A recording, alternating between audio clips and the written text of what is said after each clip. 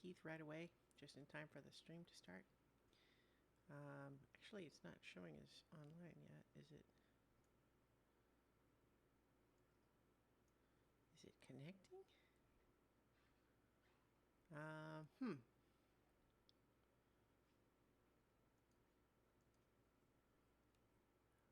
Okay, I'm not I got like it started the stream, but I'm not getting my little signal that usually tells me that I'm online. I wonder if something is not working correctly, or if it is going and I'm broadcasting this part to everybody. It looks like that is what's happening.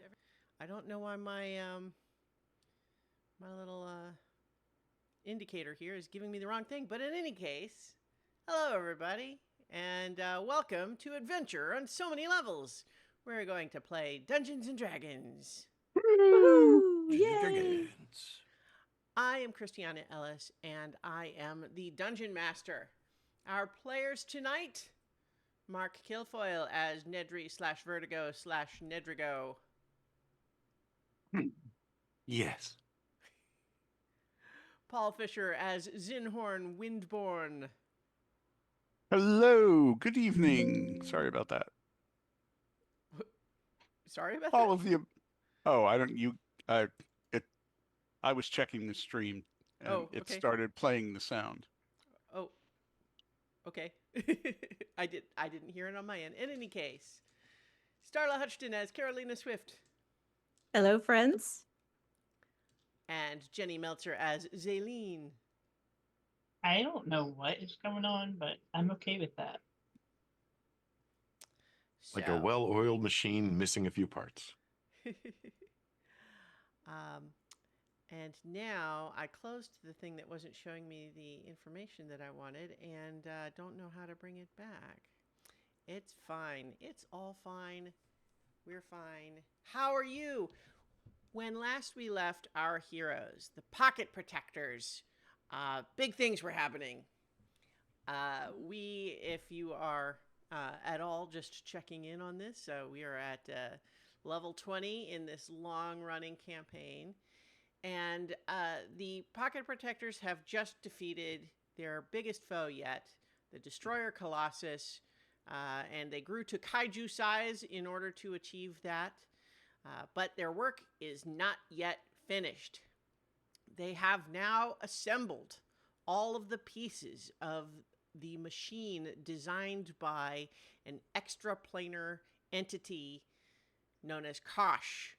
This entity has told you, if you remember, that he is actually the hope of a fallen titan from before the cosmos as you now understand it. But this machine is designed in a way that is too complex for any mortal mind to comprehend. It's supposed to give you a new way to look at the pillar, another Titan artifact that seems to be responsible for a great deal of magical corruption that has been infecting your world for some time and causing ongoing problems. So that's on the list. Also relevant is the Siphoner Queen and her retinue.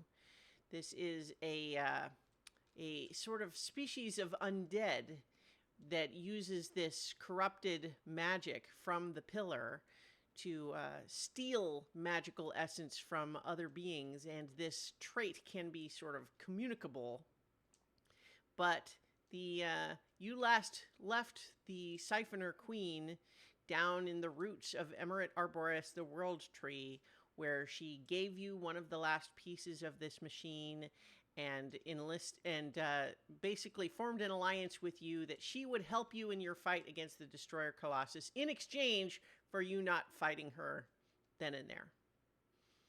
And certainly her lieutenants did aid you in that battle. So there at least was that end of that bargain maintained. However, I think that none of you necessarily felt great about that whole deal. No. So in the meantime, you've got a Lovecraftian, non-Euclidean machine beyond mortal comprehension that you've got to take somewhere towards an ancient Titan artifact that's corrupted the world. You've also got the Siphoner Queen doing something, probably something bad. And you got all your friends who are kind of feeling like, well, we just had a great big victory, but there's still a lot of other bad things going on. What comes next? So, pocket protectors, what would you like to do?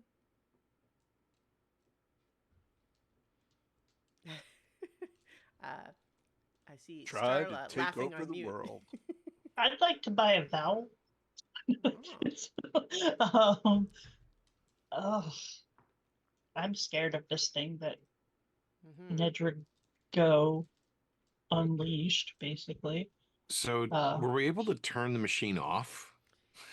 Yes. So if you recall, there was an initial shockwave of effect when the final assembly took place.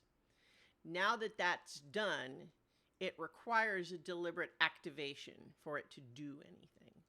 However, it is nonetheless a very powerful object regardless. And so you had observed, while huddling within an anti-magic field cast by Zaylene, you had observed that field interacted strangely with the machine when they overlapped. But other than that, now that the machine assembly is complete, it seems to be, maybe inert is not quite the right word, but it is inactive unless activated. Quiescent. Sure. Ooh, there's a Scrabble word. All right. How big is it in our dimensions? And how heavy?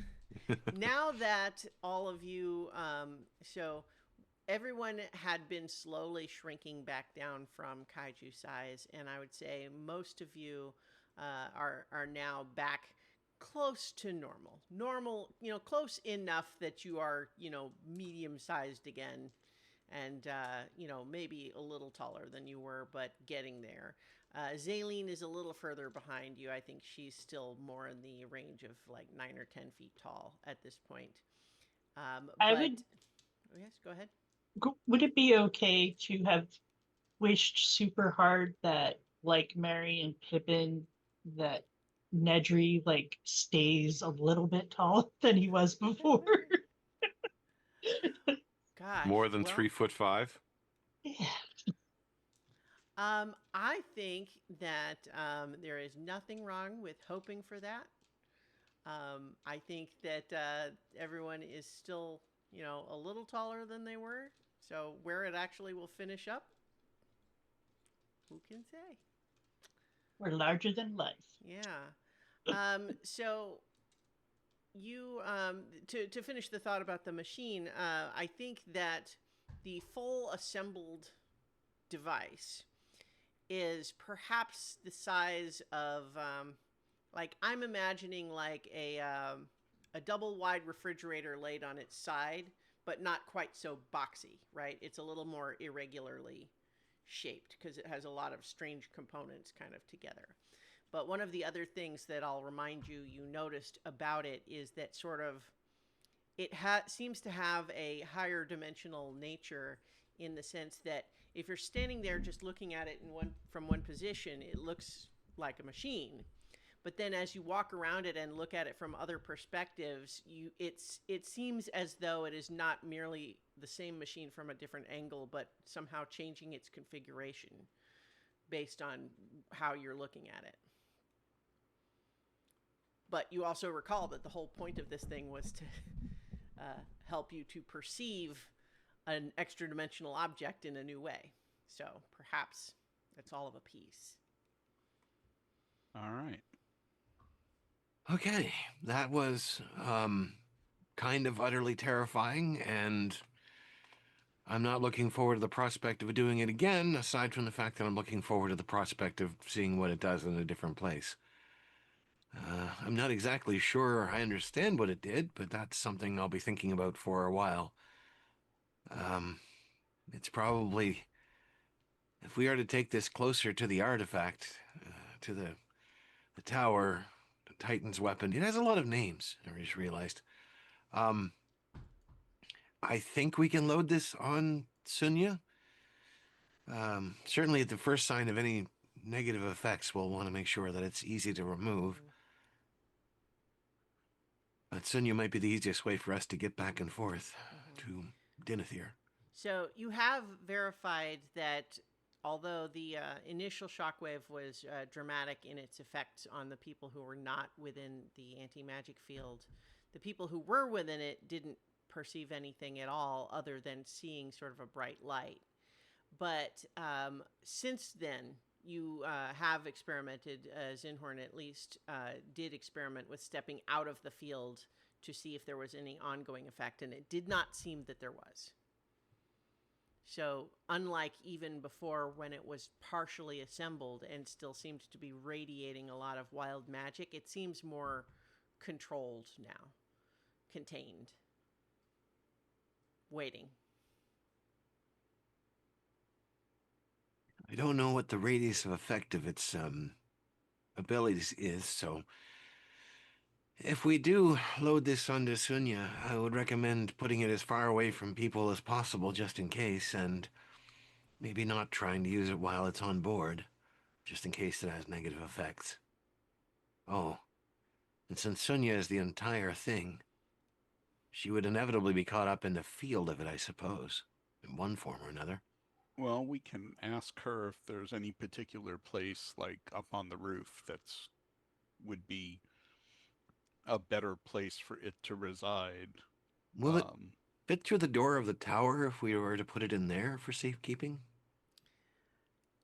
I think that in the same way that your belongings are magically transported into the tower with you when you knock on it, I think if you were holding it like an object, which Zinhorn would be capable of doing with his, belt of giant strength, that it would come in with him in that way.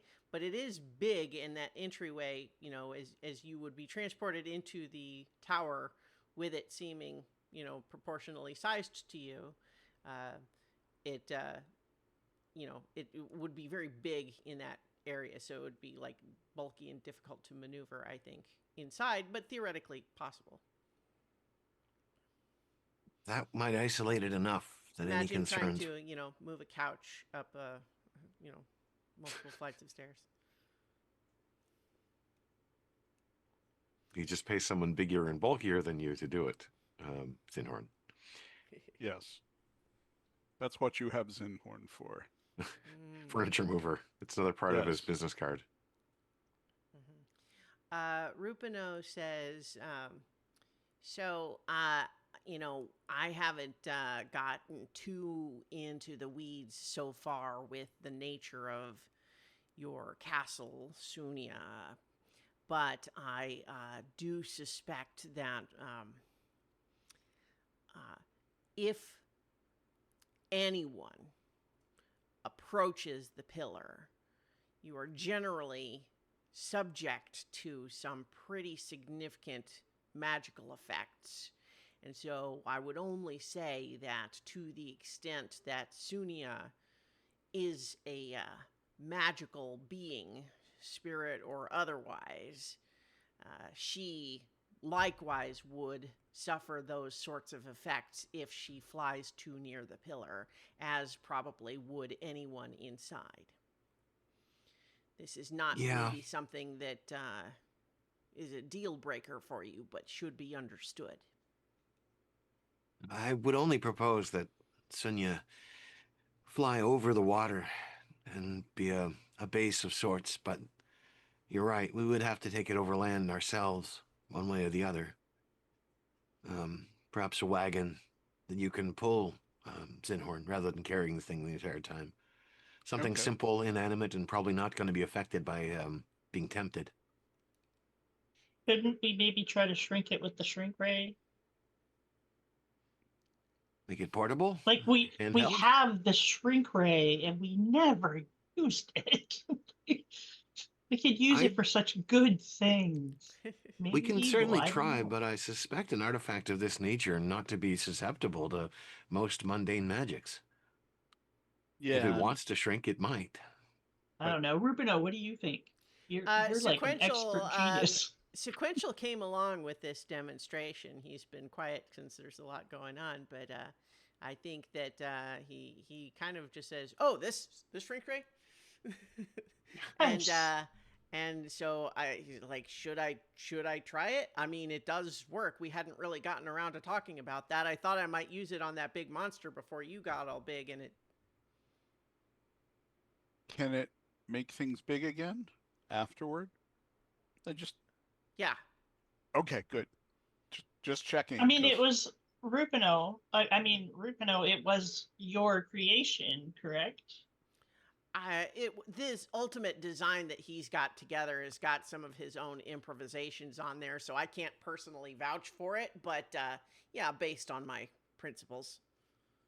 What do you think? Like, would it work on something like that?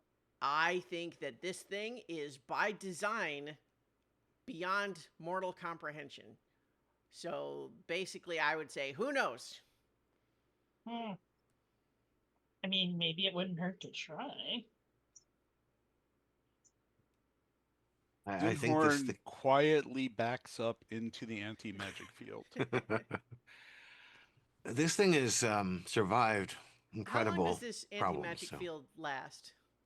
10 I seconds. think it was only like 10 minutes. Let me check. I think if it's 10 minutes, which I suspect is correct, then it's probably just about done. That was 8 minutes. Yeah. Which is not to say that It it's... lasts Well, lasts for an hour. for an hour. Oh, okay, well, I think, yeah, you've got time on it still then. Yeah. I will I would encourage sequential to do it, but I will also cast that thing where, like, if he dies, he bounces right back. Death ward. You know, Yeah, Death thing. Ward. Yeah, That okay. thing. Sure. Yeah. Okay, so I think that you watch as he, adjusts some, some settings on this fancy device that he's got built into sort of. You didn't realize that his backpack was. It looks like a regular backpack, but it's clearly just like fabric draped over the frame of this thing he's made. It's almost a little bit like a proton pack from the Ghostbusters in the sense that it's got a whole backpack apparatus and then a wand that comes out from it. And he begins firing this ray at the machine. And for a moment, it's not clear that anything is happening. And then Sequential goes, "Whoa!" And you look over, and the machine has apparently not changed at all, but the shrink ray now seems to be about 20% bigger on him.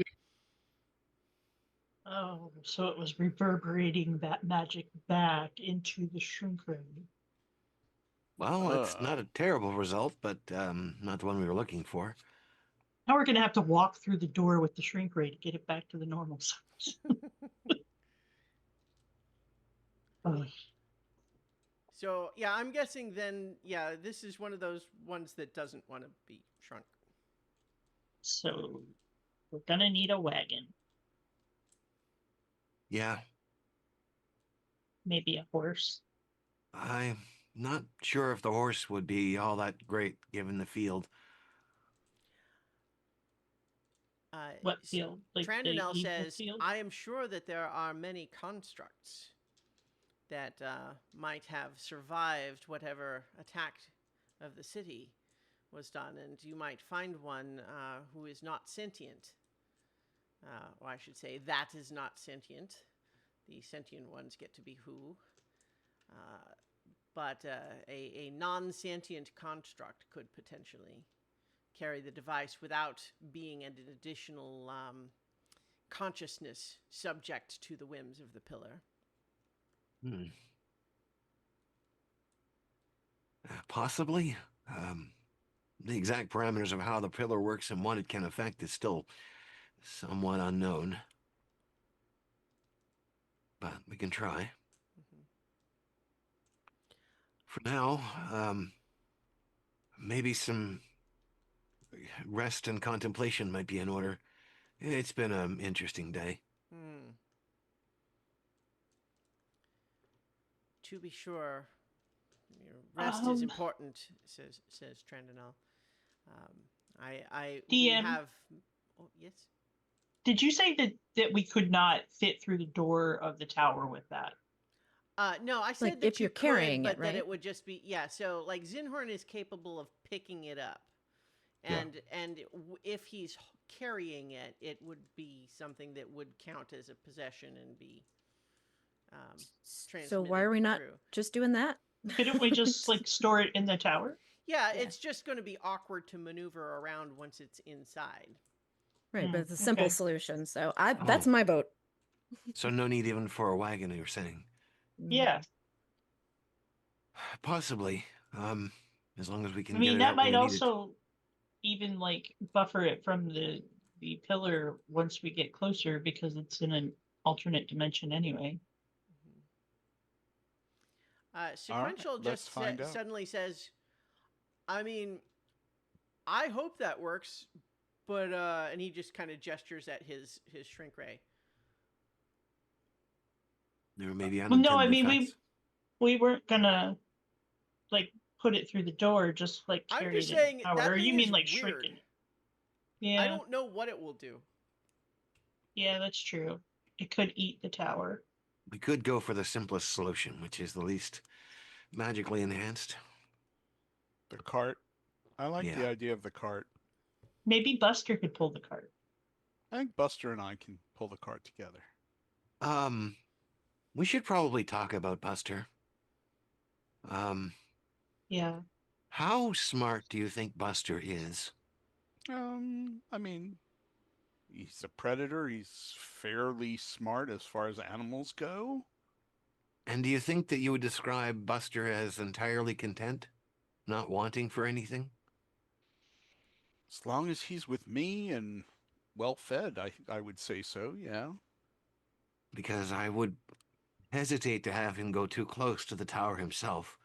I don't know what he might wish for, and he wouldn't I mean, necessarily he understand that he's even spends wishing. most of his time in the tower. He meant the pillar. No, the Oh, pillar, the pillar. sorry. Oh, the pillar. The Yeah. pillar. Ooh, Buster has been an asset, a dangerous, terrifying, huge, somewhat he's a uncontrollable asset, cuddly but puppy. I would be concerned if you were to suddenly have a whim. Mm-hmm. It might be time for him to go home. I mean, there's also, we don't want him to die because, like, that's, Yeah. yeah. No, I mean, even that's why I usually cast Death Ward on him before we get Okay, But but that's anything. kind of even if resources he- we don't need to spend. yeah, like and this is not to be hurtful toward Buster. Like I love Buster and I'm glad that he's come with us, but if you are in the middle of a big fight that could end with all of us dying and Buster is getting all of your healing, that's hard on everybody else. I mean, Buster does a lot of damage. That's not deniable at all. But I mean, we just faced off against the biggest thing any of us have ever fought. If we have to fight anything else, you know it's going to be bigger. it's not as though we have to send him away. He can remain with the rest in the tower. I don't intend, or rather in the castle in Sunya. I don't intend for everyone to go in.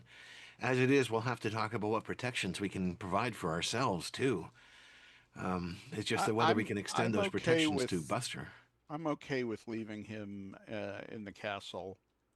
If you guys feel that way, I would rather have him with me, and he would rather be with me. From the research that I've done, um, his happy place is with me. So but I can't tell you definitively that he won't have a whim or something that would be considered a wish. Well, Um, even if we are, say, in some sort of battle, and your right, life is threatened, his instinct would be to protect you, but that could go right. very strangely. Yes, I understand, and I'm okay with him staying in the castle, and yeah, he will do that if I tell him to. But I mean, he is home. Home is where I am.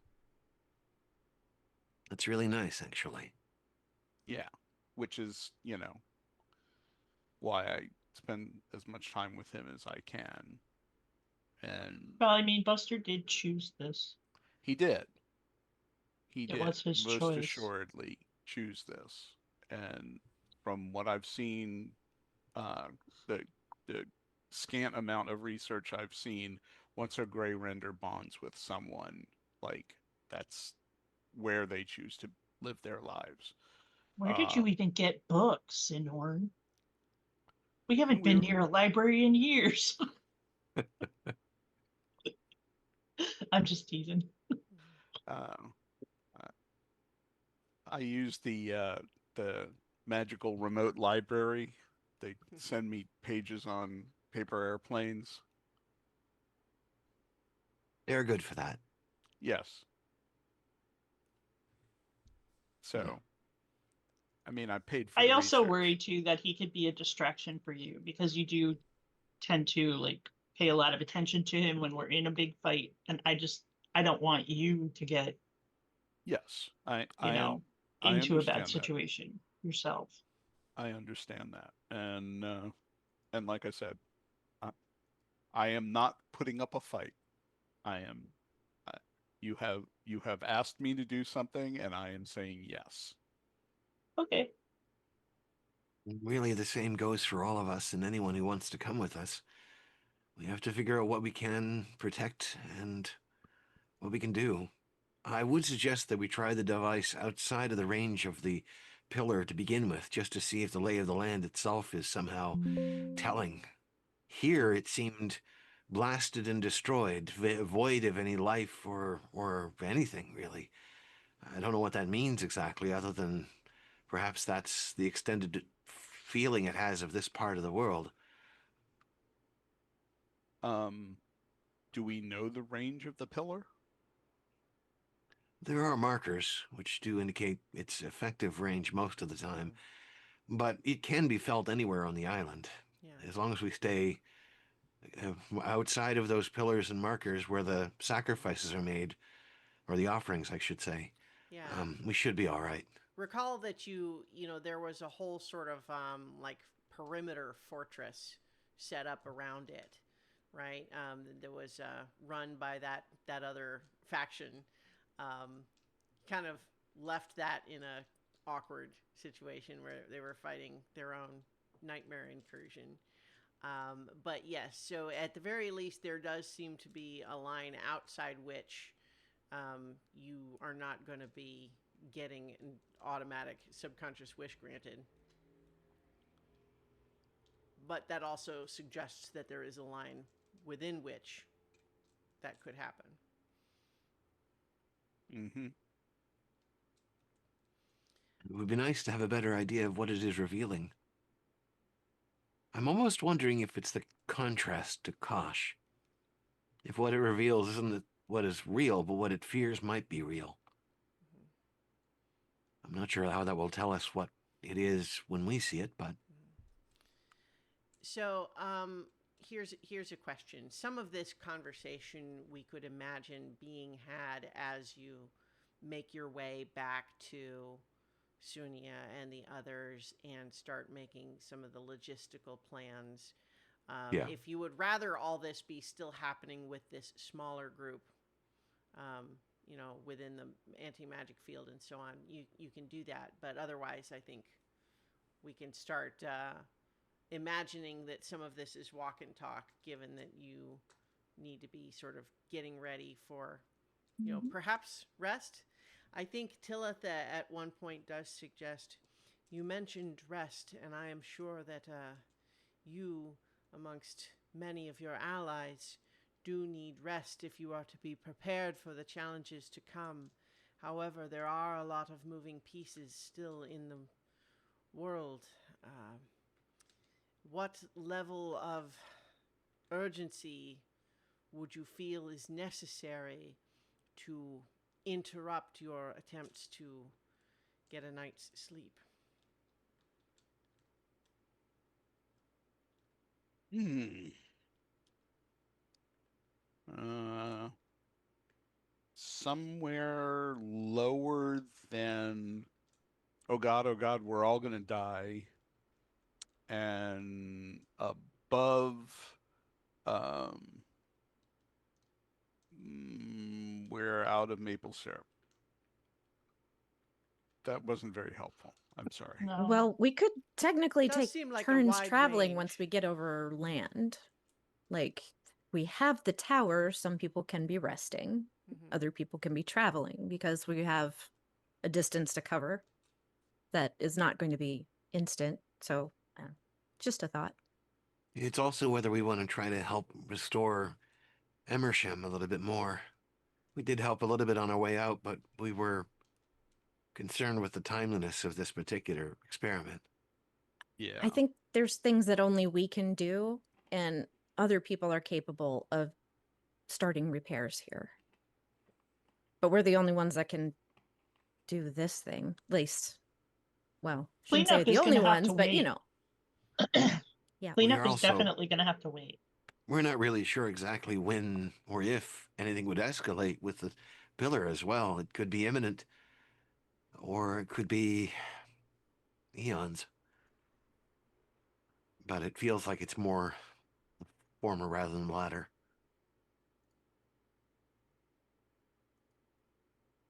Do you have any insight into it now? Now that Dinethir is released from its bonds, do you have any sense of the influence of the pillar itself or how it might spread? We did see, of course, the construct makers here, as well as the incursions from the siphoners too. Talitha gives it some thought and says, my impression has been that when the sphere of sealing was dissipated, this created a sort of metaphysical shockwave that has contributed to the many rifts to the plane of dream that have been appearing throughout the planes. My expectation, although I cannot say for certain, is that this is the current presentation of the effects of the island of Dinethir on the rest of the world. I do not think there is anything else happening, but that in and of itself is its own problem. Beyond that, we are talking about the actions of individuals who may leave and take actions of their own rather than a passive effect or magical influence. We should decide too,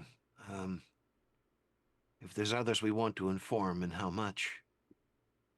I would imagine our conduit being the friend of the Emperor, but maybe Solomonia should also be informed if she's not already aware.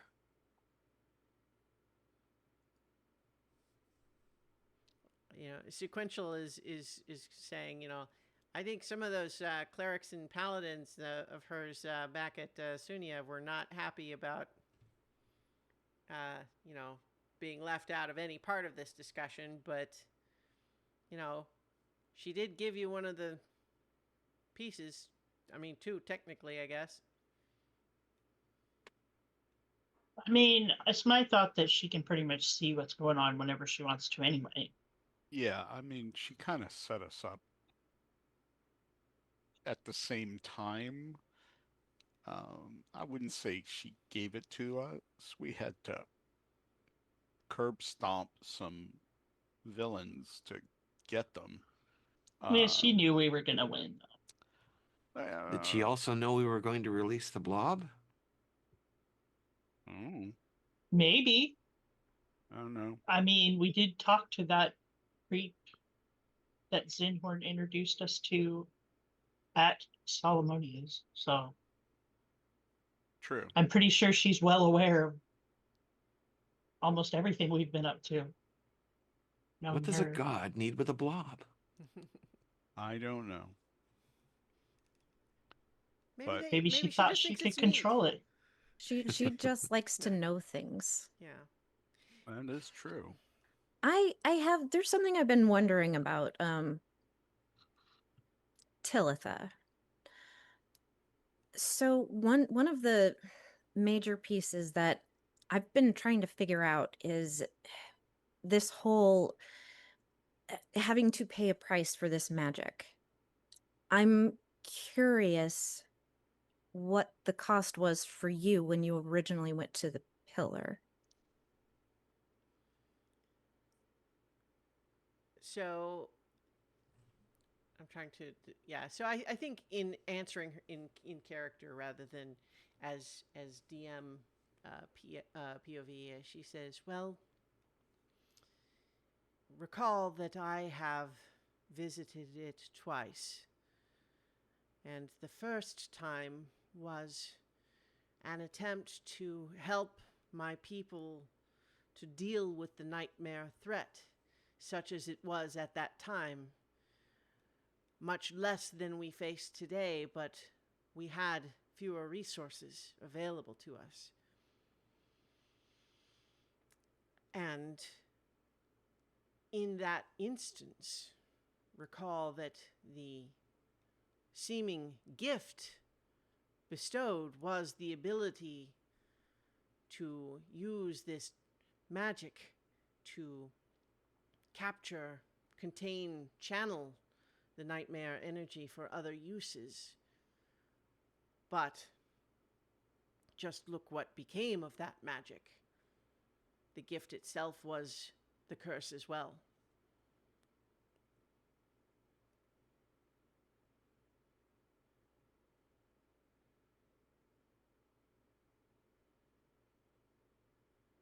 I only ask because it seems like a major part of this problem is that people were taking this magic but not paying the price for it.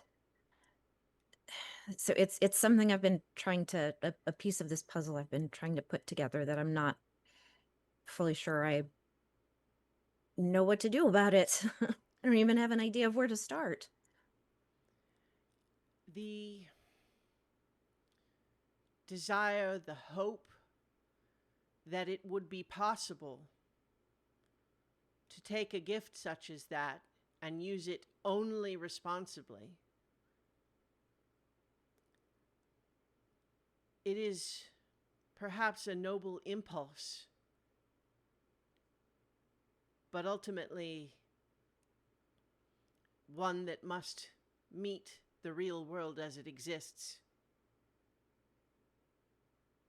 And I believe that it is perhaps even part of the pillar's intent to use such noble impulses to, in a fashion, influence those who would wish to do only good, to do harm inadvertently.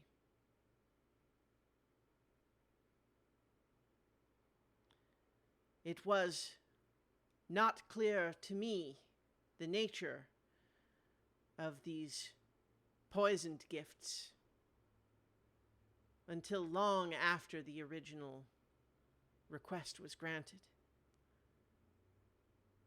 It was only after I saw that while you might wish to have people only use these tools responsibly, there is no way to control that. And perhaps it is a failing of mortals rather than a poison from the Titan. But the result is that when handed the Titan's weapon, we use it to hurt ourselves.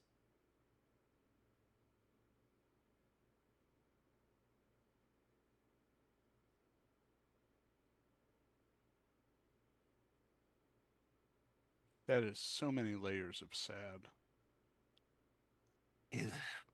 The impetus for all of this was the invasion of the shadow beings. I still don't know if we know exactly where they've come from or if you ever figured that out.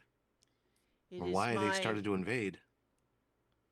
It is my theory that they are the result of the pillar as well. It is a self-perpetuating cycle. It creates the problem that it then offers to solve, which then creates a new problem, which must be the source of a new request to solve that problem, as we saw.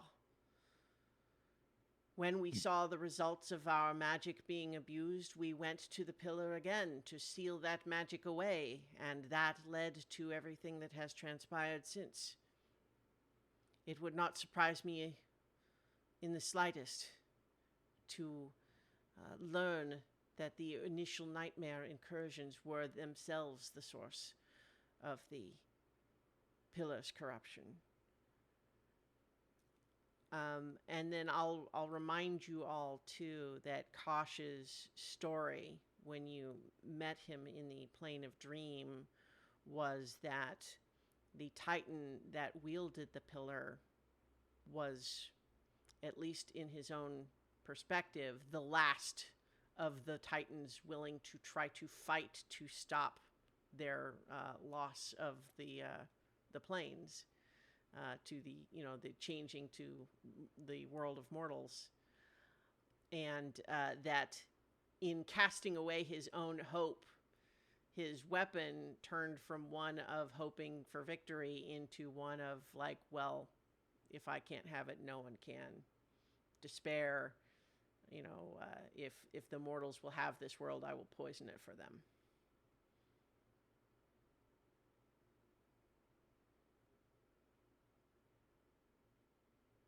That's kind of a jerk move. Well, recall too that as he saw it, his world was being overrun by alien creatures that were not like him.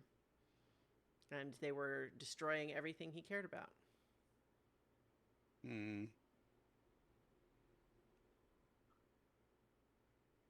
Now, that's not to say that other Titans didn't respond in much more friendly ways. Okay. So, the idea that this Titan might have had some elements of a sympathetic motivation initially, he nonetheless finished his actions in the universe with malice and malevolence. Or at least that is the story you were told. Yeah. So I kind of envision this as we've been moving towards the castle. Mm-hmm. We've gathered everybody in the big room. The sort of Mm-hmm. Having some of this conversation with the bigger group. Yeah, Okay. yeah. All right. So a reminder that includes, you have, Hubert and Brennan and Curity and Valor, and the Amethyst is there, and also some of the clerics and paladins from Solomonia who have seemed to be like they want to just be called the clerics and paladins of Solomonia, as like they're eschewing any notion of ego by wanting to be known as individuals when they are truly just serving their god. So there's that. But yes, so I think that you're having this conversation while that's happening. I would like everyone can make either an insight or a perception check as you prefer, but make one or the other. Let's see. Looks like that's a 13 perception for Vertigo, 19 perception for Lynn, 22 perception for Zinhorn. And we have your roll coming, Jenny. Yeah, sorry, I forgot to open the That's game, okay. so it didn't go in there. That's all right. It was a 17. Okay. So Zinhorn, I think that I think that there's a lot going on, and so even some of the others who are themselves quite perceptive, would be, forgiven that there's this is not a dramatic thing. But you notice that Amethyst, for being the avatar of the world tree, sure does look like a tired, worn out person to you right now. Like maybe even like she's coming down with something.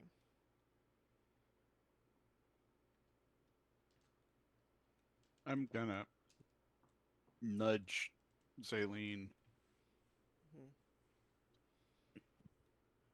and, you know, I think the Siphoner Queen progressing with drawing energy away from Amethyst. Yeah. I'm gonna go talk to her. Okay, I'll come with you. Okay. All right. So while kind of some of the ongoing logistical conversation is otherwise happening, you go and kind of pull her aside. Yeah. Okay. She says, "Hi, hi. It's been a long day, a lot going on. I feel like we haven't been this busy in I don't know 100 years." Yeah, and kind of hope things calm down soon. Um, I'm worried about you. You don't look so good. Well, there is a lot going on. I think the all of the incursions from these nightmare creatures are certainly kind of poking a lot of holes in the dimensional planes, which you know my branches and roots go through, and maybe that's kind of part of what's happening. But I've definitely felt strained in a way that I can't quite put my finger on. Are you not worried about the Siphoner Queen So being at your roots? let me clarify here, and this is part of why I was asking specific questions last time.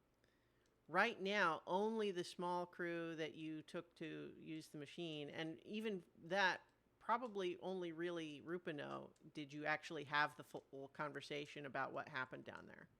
Oh, okay. So you have not had that So conversation with Amethyst. Melody didn't come back yet. Well, I mean, she was going back to the city, Emirate Arboris. Oh, okay. Yeah, Yeah. Oh, Amethyst as Emirate Arboris's avatar is not omniscient. oh, Exactly. Right. okay. It's like but yeah, so Melody went back to the city, Emirate Arboris. She's not here. Oh, I Okay. thought that Melody would have told her. I mean, she hasn't had a chance. It's not been that long. Okay. Yeah. Right. Yeah. I That mean, makes sense. to me, every hour feels like weeks pass. Mm. There's so much Mhm. that goes Mhm. on. Yeah. Yeah. Um, so did Melody get back to you about the Siphoner I Queen? mean, I know that she was escorting you, and I know that you got where you were going. Oh, she's on your roots. She's like drawing energy from you, I'm gonna lay from the my hand tree. on Amethyst's shoulder and Mhm. cast Greater Restoration to Okay. see if that helps her at all. Um, I think that she, for a moment, like maybe there's a little bit of a sort of a refresh here, but I think you have a little bit of a sense as you feel this magic discharging that it's a little bit like pouring a bucket of water into a canyon. Yeah. You know, Yeah. It's it's Mhm. just very temporary and small. yeah. Yeah. Okay. And she just says, "Well, that is odd. I feel like if that were happening, I would have thought that I'd notice that." You look really tired. Yeah. Like Yeah. you look, and that's not to be mean. I mean, Well, but you look like you're very tired, and worn down. Yeah. And And we saw a bunch of your roots like had been like drained of all life and were crumbling to dust. So apparently the Siphoner Queen has some way of hiding what she's doing from you. there was also the dragon. It actually like died? That was down there, because it had been corrupted by the Siphoner Queen so severely that it wanted to destroy in order to save, and it didn't trust itself anymore. she looks really concerned, and she says, "That I just, I feel like I would have." And she's kind of like gets a sort of a faraway look for a moment, and she says, "I would have, I would have noticed." And her eyes are getting a little bit glassy, and you actually suddenly sort of like creeping up from her collar, you see some sort of like weird like bluish veins of the type that you kind of saw on some of the roots down there, and her eyes roll back in her head, and she uh, drops. She's collapsed, fainted. I feel Uh, like Zinhorn would dive right in there and get oh her. yeah, I Yeah, will. make a dexterity save. I'll try my best. Can I help him? Because I'm like 10 feet tall. I think you are able to keep her from just literally just collapsing onto the floor, but it's awkward. You're basically able to sort of soften her landing, Okay. but she has she's fainted as she's kind of you're holding her in your arms. She is not perhaps entirely unconscious, but seems like her eyelids are kind of fluttering, and she's just saying, "What's happening?" And she's like looking a little waxy, a little green in the gills, so to speak. Um, I think that you need to rest. Um, and I will like gesture for Zinhorn to kind of like pick her up, and we're gonna go and see if we can find a place where Yeah, we can Okay. just like I get her I away think from everybody else. maybe we should grab like some of the senior clerics and paladins of Solomonia and Um, uh, you don't think so? I was I don't thinking know. they What if could. the Siphoner Queen is working with Solomon? Solomonia is the goddess of lawful good. Why of would she? of manipulation and evil? That's what Lynn told me. The stories from the days of old, we've all heard them, that she is just the mistress of lies and deception. Who Solomonia knows? has been nothing but nice to you all, and this is the thanks she get. Yeah, I mean, she's the goddess of law and goodness, and she's She's been granted you fantastic. boons. She got you 2 pieces of this machine you need. Yeah. She sent It's her all too good to paladins be and clerics to true. protect your city.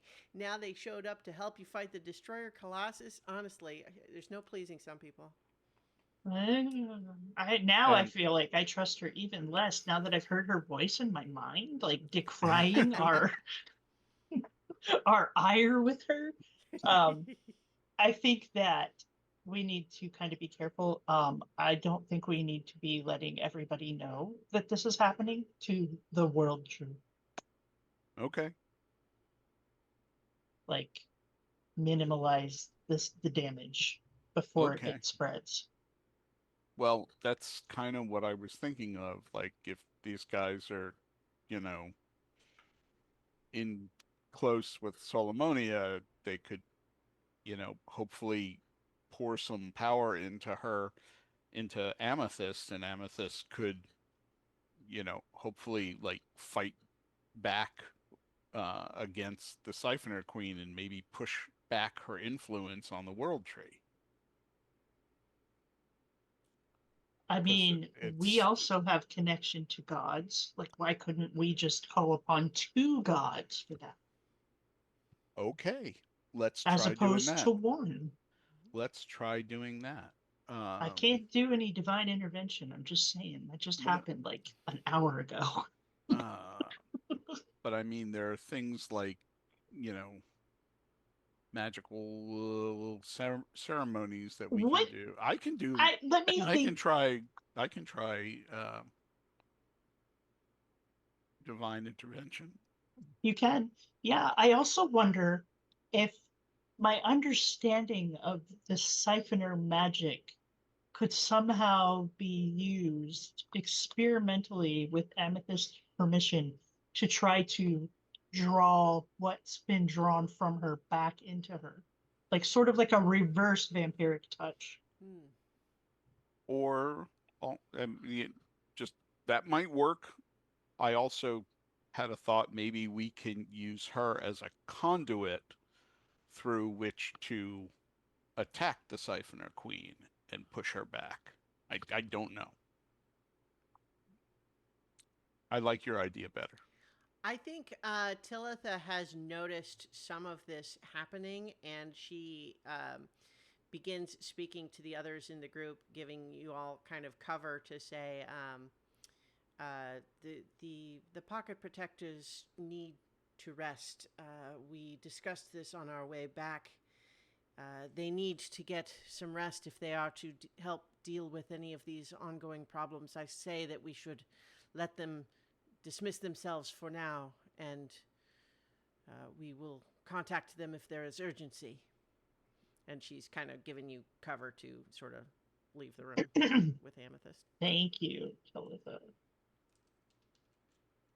And we will just act like Amethyst is really drunk and Weekend with Bernie's her out of the room.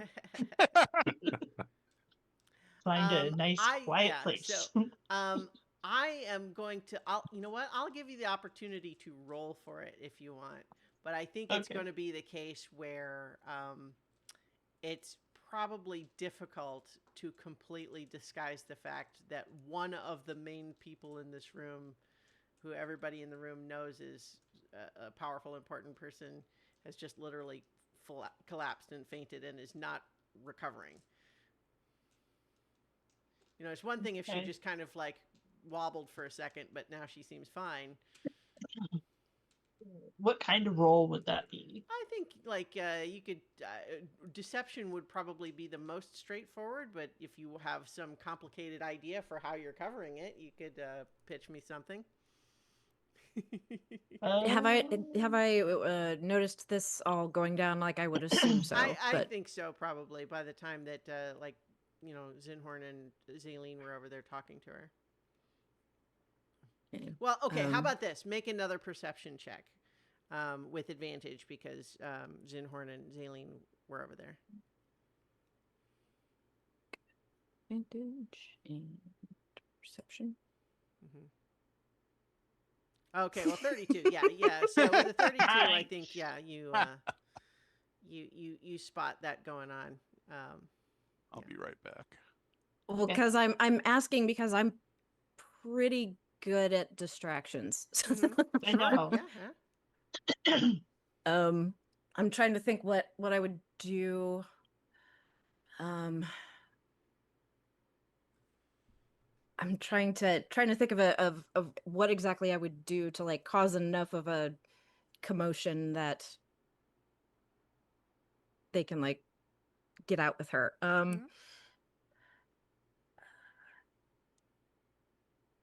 Maybe give a little backstory on like the whole Blop situation, because I mean that's taken care of now, I think. So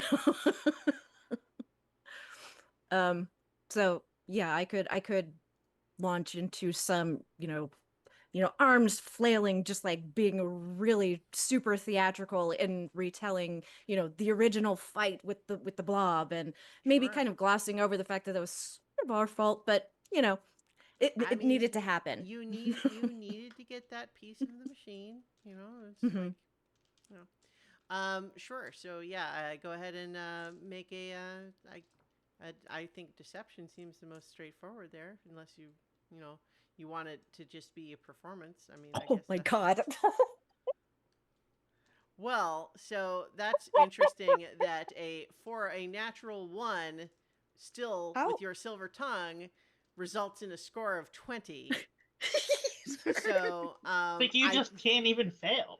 yeah, so I think that there is an element to which if this were like a TV show version, we would have a little bit of a sort of a comedic series of errors, a little bit of farce going on here where I mean, that could definitely be distracting. yeah. No, well, I guess where it's kind of like you are in ways that so you are behaving in a way that everyone else there in the room is saying Lynn is being weird. What is going on? She is like she's telling this story, but like she is kind of all over the place, and she's just like, where did this come from? But despite how they think you are being very strange right now, they are nonetheless compelled. They cannot look away from whatever this is that you're doing. So I'm just in really that, tired. yeah. Then the camera it's the pans over to like Zinhorn and Zaleen, like Weekend at Burning. Mhm. yeah, Out it's of like the room. first time that Lynn ever did shadow puppets. She's not really sure why, but shadow puppets just came to the mind. Yeah. And And you so, do shadow yeah. puppets with a blob, which is everything just looks like a blob. You know, I'm a performer. I'm going to go all in. So Yeah. whatever it is going So, to be. yeah. Once Zaleen and Zinhorn have gotten Amethyst out of the room, I think Talitha will sort of intervene and just say, as we were just saying, I think the pocket protectors are very tired, and let's let them get some rest now. And then I think there's a little bit of a turn to you. He's like, "Are you okay?" I don't know anymore. Yeah. So at this point, are you getting Nedro's attention as well? I would probably just make my excuse like, oh, yeah, guess you could say I'm just a little punch drunk from that fight. And maybe, Nedry and I need to, Yeah. yeah, Well, we need some time to think and rest. There was certainly discussion, I think, amongst the larger group that, yes, the pocket protectors are going to go take a nap now. So, Vertigo, unless you feel like you would be resisting that, I think it would be easy for you to excuse yourself at this point. Yeah, it was really more of an excuse so we can go off and study. Be left alone for a while. Yeah, I've got a bunch of things I want to write down. Mm-hmm. But keep Trying to thinking know if you the- come up with anything. Sorry? No, go ahead. You were still talking. No, that was it. That was pretty much it. Oh, I was just going to ask. Trentinel is a paladin, correct? Yeah. Okay. Mhm. We might go and signal for him to come with us too. Okay. Like once we get her out, just Mm-hmm. like all of the religious fervor we can muster. Sure. Just all of it. Yeah, I mean, you can signal him, I think, if you want. He'll come along, and I think once he kind of sees that you're actually sort of carrying Amethyst up to a room, certainly, looks concerned, but is following along, assuming that you will fill him in as necessary. Mhm.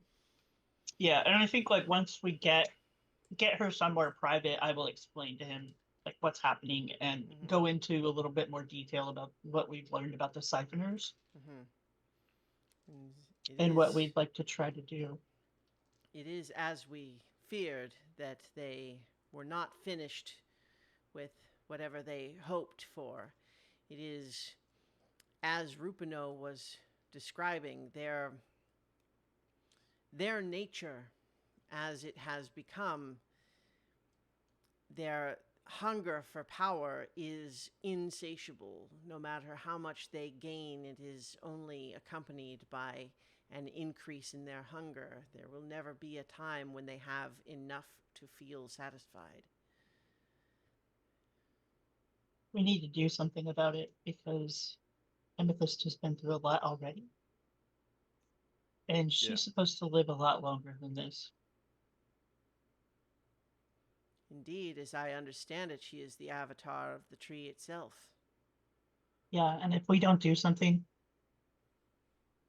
Yeah. she's not going to make it. So What do you propose?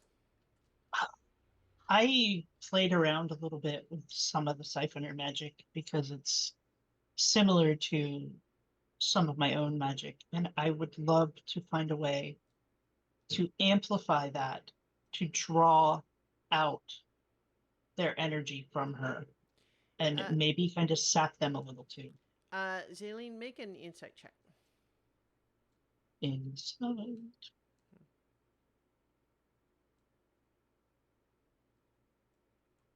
16. Yeah, I think it's actually not necessarily too difficult to watch in Trandonel a little bit of first his first impulse being perhaps a very judgmental reaction to this idea, but one that he kind of consciously sort of pulls back from before speaking it aloud.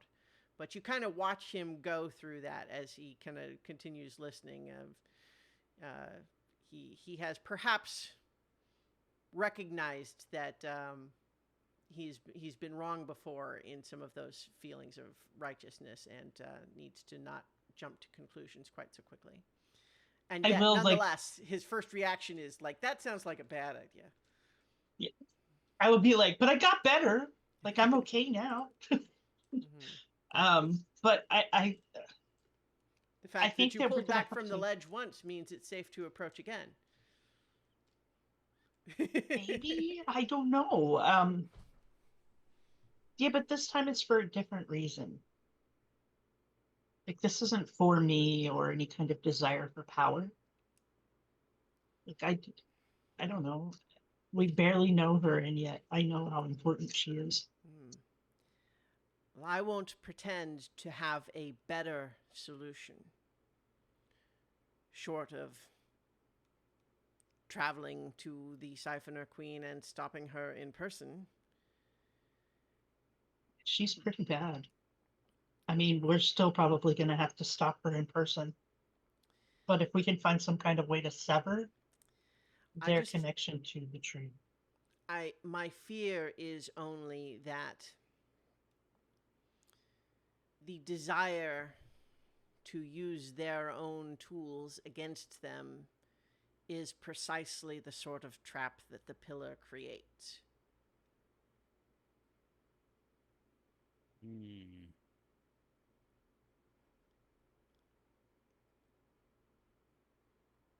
I know this isn't going to be helpful, but I'm going to say it anyway. When I'm like really seriously hungry, like noodles always make me feel better. Is there some way that we can just, I don't know, like give the siphoners all noodles so that their hunger is abated I mean, just for a while? if they all have celiac disease, then maybe that would help. But I don't think they do. I don't think noodles are going to solve this problem, Zinward. I'm sorry. But I wish you it know was what that I'm easy. saying. I mean, like, if there was some way of satisfying that hunger for a little while, maybe we could give Amethyst a fighting chance. That would mean like feeding them something really big. We kind of just Nedrigo, I feel like you have a little tickle in your head that is perhaps not a direct communication from Percival, but perhaps just the sort of like, I know what he would say sort of impulse. But it occurs to you that if this idea is that they will be easier to deal with if they are momentarily sated, they do seem to be enjoying a big meal right now.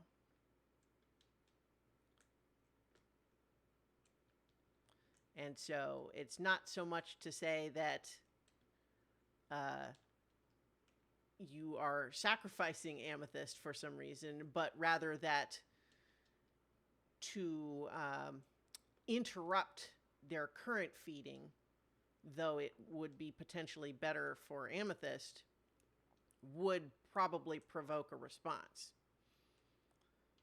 As opposed to right now, they are in the process of eating and not doing anything else.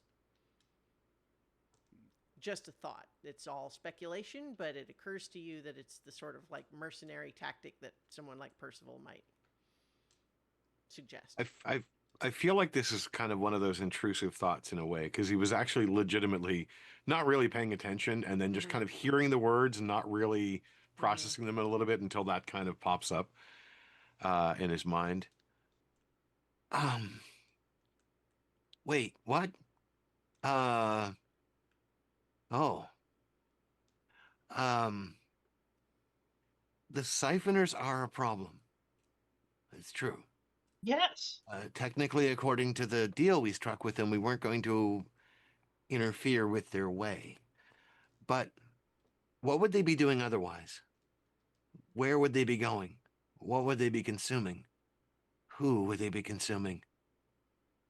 They would spread across the land and start to infest other cities. Right now, they are distracted by a big meal. I don't know what effect we'll have on the pillar, but it seems to me that we would be stopping their craving or being able to deal with it in a better way. I don't want to see any harm come to Amethyst, of course, and if there is a way that we can bolster her, or more accurately, bolster the tree, the tree grows, right? It must also consume something to grow. Maybe more fertilizer? Is that something that the tree can have? Could it be drawing strength just as fast as it's losing it from somewhere else? Not to mimic too closely what they're doing, but in its own natural consumption way.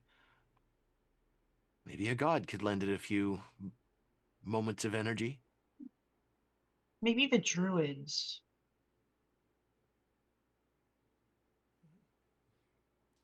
I think Trandonel says, the mere fact that she is in the state she is in now would suggest to me that at least at present the tree's ability to gather its own strength is not keeping pace with the power being drawn from it by the siphoners.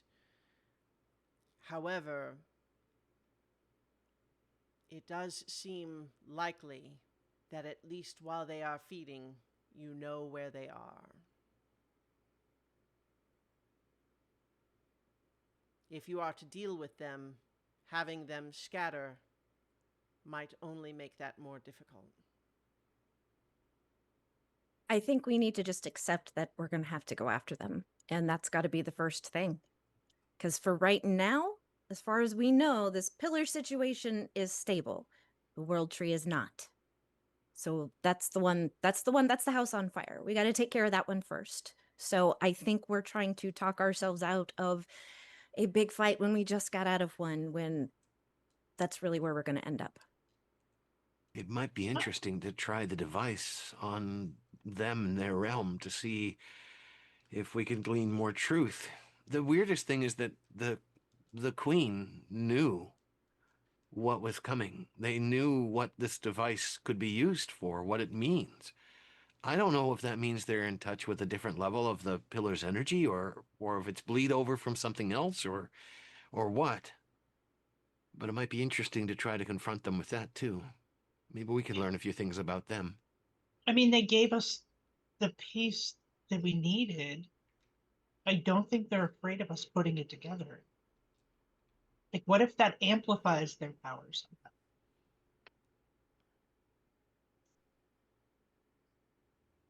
I mean, it made the shrink ray gun grow even bigger. Yeah, I feel like introducing magic that we're not really certain about to an enemy that we're also not really 100% certain about is probably not a good idea. just my feelings on that. Admittedly, it's the worst kind of experiment, but also the most exciting. Yeah, I know. Yeah, I'm not on board with that. I understand your scientific magical approach. Yeah, I understand the But Lynn impulse, is but right. I think we need to not necessarily play it safe and not take any risks, but I don't think we need to take unnecessary risks. I would not claim to have Rupino's understanding of the intricacies of these sorts of strange devices, and it sounded as though this one even is beyond his understanding. I think there's no question what it might do. It might be helpful, however, it might be that it can only be used once, and once used somewhere else, it would no longer be of use on the pillar. It seems as though it might be something to hold in reserve, but then again, perhaps if it is meant to deal with the pillar, it would also deal with something that comes from the pillar. I'm not giving you advice so much as just the realization that this machine is something we don't understand, and the most that we know about it is that its designer told you it was for a specific thing. Yeah. I mean, after taking on a blob, I feel like I need some sleep, but maybe a stand-up fight is uh, is just what the doctor ordered. I'm not saying we can't prepare and, you know, try to get as many resources as we can, but yeah, not necessarily unnecessary risks, I think. Yeah. I'd just like to know what she knows. Well, I mean, But we could hack off her head and then speak with Dead. You're probably going to get about as many answers out of her that way as you would any other way. She So doesn't seem to want to share. I had another question. Like, what happens if you I mean, like, if you do like resurrection on undead, that, like, So I think that it is a good question. Perhaps do anyone who has proficiency in it can make a religion check about that question, or I guess Arcana if you prefer. 21. only Looks like 16. a 16, a 21, 27 uh, with Arcana for yeah, Carolina. I have proficiency in Yeah. everything now. So. Yeah. All right, we have to just let Starla do it. That's right. yeah. Let Lynn do it. Well, you have. Do you have full proficiency in everything? I think still half proficiency, right? Nope. No? Proficiency, It's everything maybe is that your circles all the way capstone thing? down. Yeah. Yep. Anyway, so did you roll Zinhorn? I didn't see it, but 27 I don't probably have wins. proficiency in Oh, either okay. one of those. I always forget that that's the case. So in any case, Lynn, you know that at least from the perspective of the understanding of most undead creatures that are of the necromantic variety, um, typically once something has become an undead, like if a person's body is raised as a zombie, it makes them impervious to most lower level versions of like resurrection. So like revivify wouldn't work. Um, It would have to be something like it true would have to be resurrection or something something. higher level at that point, because at that point the soul can no longer enter that body unless there is something more powerful at work. So it's not necessarily impossible, but it's certainly more difficult. And for example, if you're fighting a zombie, casting Revivify on it does not really do anything to it because it's just not that, it's not a viable target for that spell. Yeah.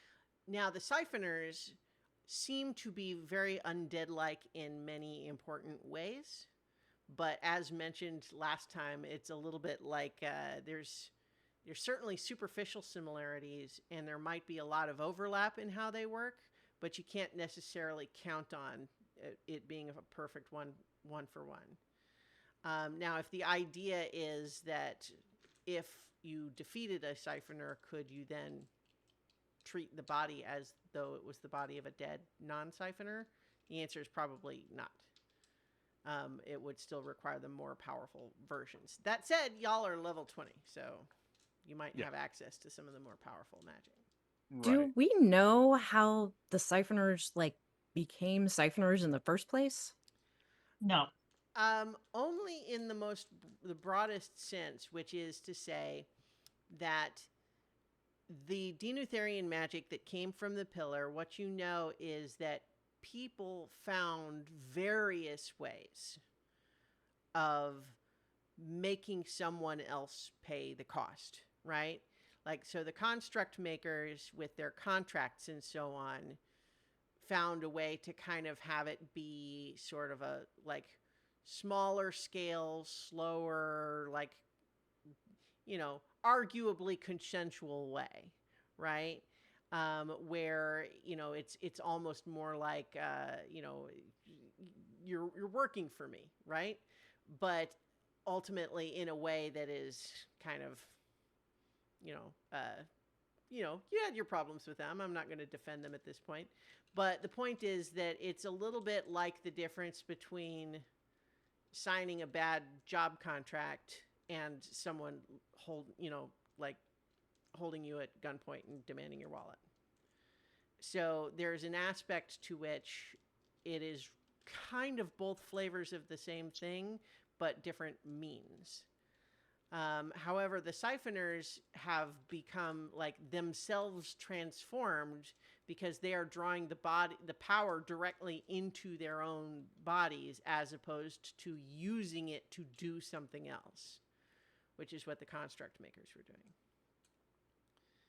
They were, borrowing the power from another person to do something as opposed to consuming it directly. And so A couple of things. Yeah, go ahead. No, a couple of things come to mind. Mm-hmm. One, I recall now that the Queen was actually quite positive about the somnic filter, hoping that the perspective we would gain from it would actually help us understand them more and possibly avoid future combat. So there's a couple of angles on that are worth exploring, whether or not they are simply, well, I don't want to say misunderstood, but not entirely understood. The other thing that occurs to me, too, is how is the power structure of the siphoners maintained? Is she queen by virtue of skill, age, or power? Or is it somewhat like the construct makers, where she has the deepest unfillable well that she shares with everyone who comes along, and so they gain power but must therefore also supply the same well? Or does each siphoner have their own well? I'm not sure about that particular one. It's much of just speculation. So how she's gained power and how she stays in power is a question. But part of the question, too, is how do we defeat them if we're going to take them on? And can we defeat them in a way which technically still keeps our word intact, that we're not interfering with their way? They seemed ecstatic about We asked her freedoms. not to interfere with Amethyst, and she said, "We'll see how that goes." So, Yeah. I mean, we didn't And- really strike a deal. Yeah, it was only for getting the part and leaving and letting them to do whatever for now. Right. Her lieutenants, after they helped you in the fight, said, as promised.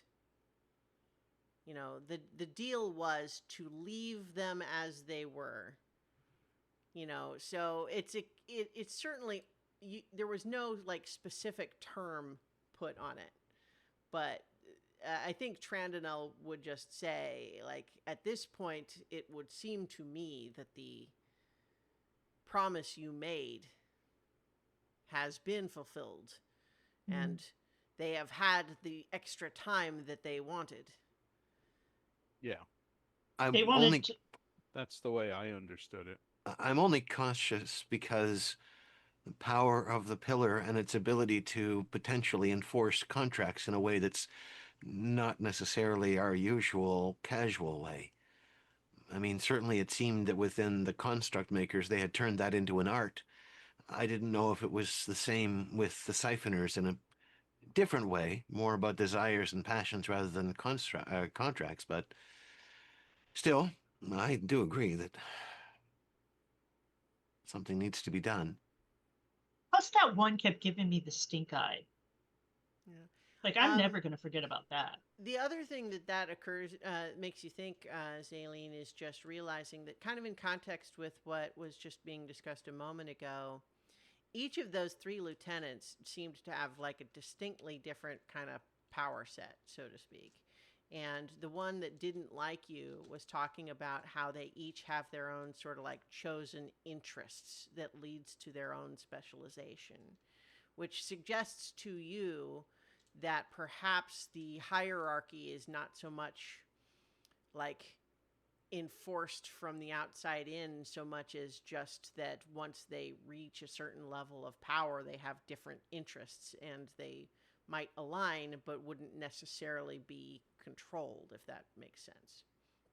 So, like the ones that you fought might serve the queen because it serves their own interests as opposed to because they have to.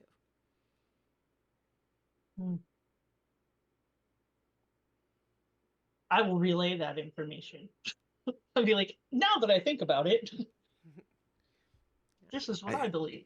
I don't Well, know if the power structure can be made to consume itself from within in a very poetic way. That would be nice. It might I mean, take what a if too long. like the way that the impression I got, and I could be totally wrong. And I know that if I am, that a greater power will inform me. But Starla? yeah, probably. Starla knows. Lynn knows. I feel like they get their power from her initially, that it's like a gift that she gives them. And those who can't like achieve a higher power, like maybe they have to be there and do her bidding. Or maybe they're so grateful to her because like without her they couldn't. I don't know. The wormy one said something of almost along the lines of liberation, like it was a freedom that was being granted. Yeah. Although others just sort of said, because they didn't really have much left of their minds. Yeah. Yeah, like a lot of the other ones you met, other than those, seemed to just be so mad with this hunger that they really didn't have much else left to them. And so Mhm. perhaps it is only after feeding a significant amount that you're able to kind of have more control in that way. But Trananel says, reflecting again on Rupino's description of this power as a trap, they presumably don't want to just draw power for its own sake in the abstract. That is the effect, is that they are compelled to constantly be seeking new sources of power. But intellectually, they must have some purpose for the power they are seeking. They must want to do something. Or it's like an addiction, like a never-ending hunger. I don't know. But even Oh my god. an addict might rationalize to themselves that they only must indulge just a little bit so that they can think straight in order to accomplish something.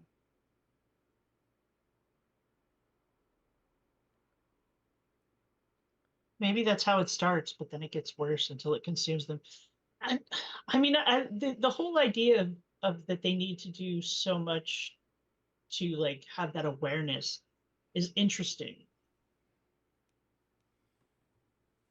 because they were really mindless. So what is the moment where they become that? Like, how does that happen? What if it's sort of like a test? Those who are able to surpass a certain level of power or understanding retain more power and control, where those who fail, either because of low capacity or simply um, make mistakes, fall to the hunger entirely. Maybe. Perhaps it is simply a measure of degree of success. The starving ones are the ones that have not been able to feed. Those that have grow more ambitious because it is no longer enough to simply find individuals to feed upon. We got to cut this out like a cancer.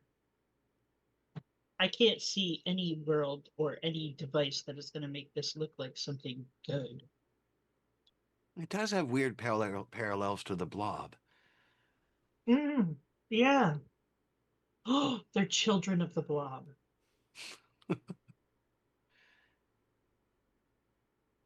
A piece of the blob. Somebody drank water from the frozen blob and they got corrupted. And Cristiano's like, game over, you figure it out. I just want to make sure that they never become teenage blobs. I don't think the teenage werewolves would allow that. Don't want to live in the Blobiverse. No, definitely not. Yeah. So, do we have any idea about how we might even go about this? They did seem to have quite a territory and undoubtedly have a tremendous amount of power. Is it a matter of going after the Queen and trying to start from the top, or fighting our way to the Queen and start at the bottom? I think we got to start right at the top, because if we have to fight our way through a bunch of people and then fight the most powerful one among them, that's going to be like, my spell capacity would probably be empty by that point. My hope in the suggestion that they might be somehow tethered together, all connected to the same unfillable well of desire, would be that in taking out the Queen, it might actually trigger the rest to be consumed, unable to keep up with the pace of it. But if they are all independent, then killing the Queen might just simply create a power vacuum, a different kind of hole, into which all the rest will just simply flow into. What about poisoning the magic? Like, if there was a way to like corrupt it so that they consume it and end up poisoning themselves. Like if we made Amethyst really, really hungry on top of the, so that even though they were feeding, they were getting even more hungry.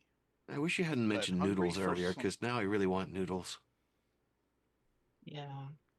Sunya, could you ask Brennan to bring us some noodles, please? Oh, yes. I kind of didn't want you to know I was listening, but I suppose it makes sense that you'd guess. Yes, noodles coming out right up. If you Thank weren't you, listening, and I I would love be you. super disappointed. I think half conscious on the bed. Amethyst just goes, noodles. We'll get you some. Trenanel says, in the nature of some forms of disease, or perhaps even a wildfire is a more apt analogy. The siphoners are so voracious that they spread quickly so long as there is fuel for the fire. Perhaps that is whatever intellectual reason the Queen may have. It may ultimately just come down to that the nature of the siphoners as a wildfire can only continue so long as there is more fuel to find. And right now she sees the tree, the world tree, as a source. But I would warn that, as Rupino suggests, I think that consuming it would then only become an opportunity to look for what bigger target might lie beyond. So, I mean, starvation would be the biggest threat. But it's like, I heard this story about a vampire one time that they like poisoned the blood by poisoning the victim. I don't want to poison Amethyst. I'm just like spitballing here. Well, But what if there was a way that we could like entice them to something big, but it was like loaded? I mean, they do that with dragons sometimes too, right? So let's combine that with what Percival Cankers did. Zaleen, I want Paul, hold on to that thought because I want to hear it. But just in the meantime, Zaleen, make an insight check. This is going to be a high DC, but in case you roll really high, I want to give you this shot. Okay. Somebody hold me. Yeah. I don't have very good insight. 22. 22 is pretty good. Oh, I rolled like an 18. So something is tickling at you at this idea of what if you could tempt them with something really big. Like the pillar. And I you're would have not thought if the- sure what that would be exactly, but you sort of feel like there's something there. And maybe it ties even into the question from before of even if it ultimately amounts to they just need more and more power, they presumably want something. Like if you ask them, they wouldn't say, oh, yes, I just want to keep eating until I keep eating some more. They probably are trying to do something. And you think there's maybe something there. do So, they gain knowledge as well as power through this maybe. siphoning? We don't know. Because that could be how the queen knows so much. What were you going to say about Percival, Zinhorn? So if we had something that looked like a really, really big source of magic to them, and then like Percival Canker created this pocket dimension around his people, right? To keep them isolated from everyone else for eternity. Like a bubble. Yeah, Like a bubble. Oh, wait a sec. They did this Yeah. to Denethor. But I Yeah. mean, like, but if we just like shove them into a pocket dimension, even temporarily, where there was nothing to feed on, they would have to turn on each other. So But how do you draw move them all to of them? Denethor with the pillar as like draw them toward the pillar Mm-hmm. and put I the would- bubble back up. Solution. We just reverse everything we've done for the last several months. Well, I mean, they will keep eating from the pillar. Maybe it would be too much for them, and they'll eventually just explode. I feel if they could have consumed the pillar, they would have moved closer to it, but They were sealed in the original bubble with it for who knows how long. Yeah, I don't think the pillar presents them any source, really, other than the thing that gave them the ability to do what they're doing. I feel like We need something big. well, yeah. They have something big. That's the problem. It's hard to think of something bigger than that. Like why did we kill the blob? I mean, we could have potentially infused the blob with magic. Technically, we didn't kill the blob. We simply banished its Yeah. avatar from this particular plane, leaving it existing somewhere else. It'll be back. Just hopefully Yeah, not for many millennia. There's probably a lot of it like scattered along the ocean floor too. Fish eating it, who knows what that'll Yeah, Yeah. blob Yeah. fishes. Blobfish. That's the next campaign. We've now invented the blobfish. But I mean, if we could find something that's like a big enough source to draw them away from the tree. I'm kind of wondering, while we're thinking about their base needs as food, What if there was something that they were looking for that we could find instead?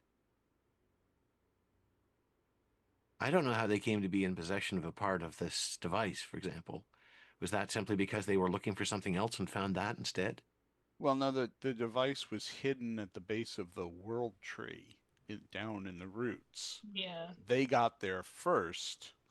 Sucked it up like a vacuum. So they Yeah. did find it when they were looking for something else. Yeah, they were looking. But they were I eating. assume they were looking for the roots so that they could feed off of amethyst. Yeah, that would be I my. think some of them definitely were, That was but what I thought.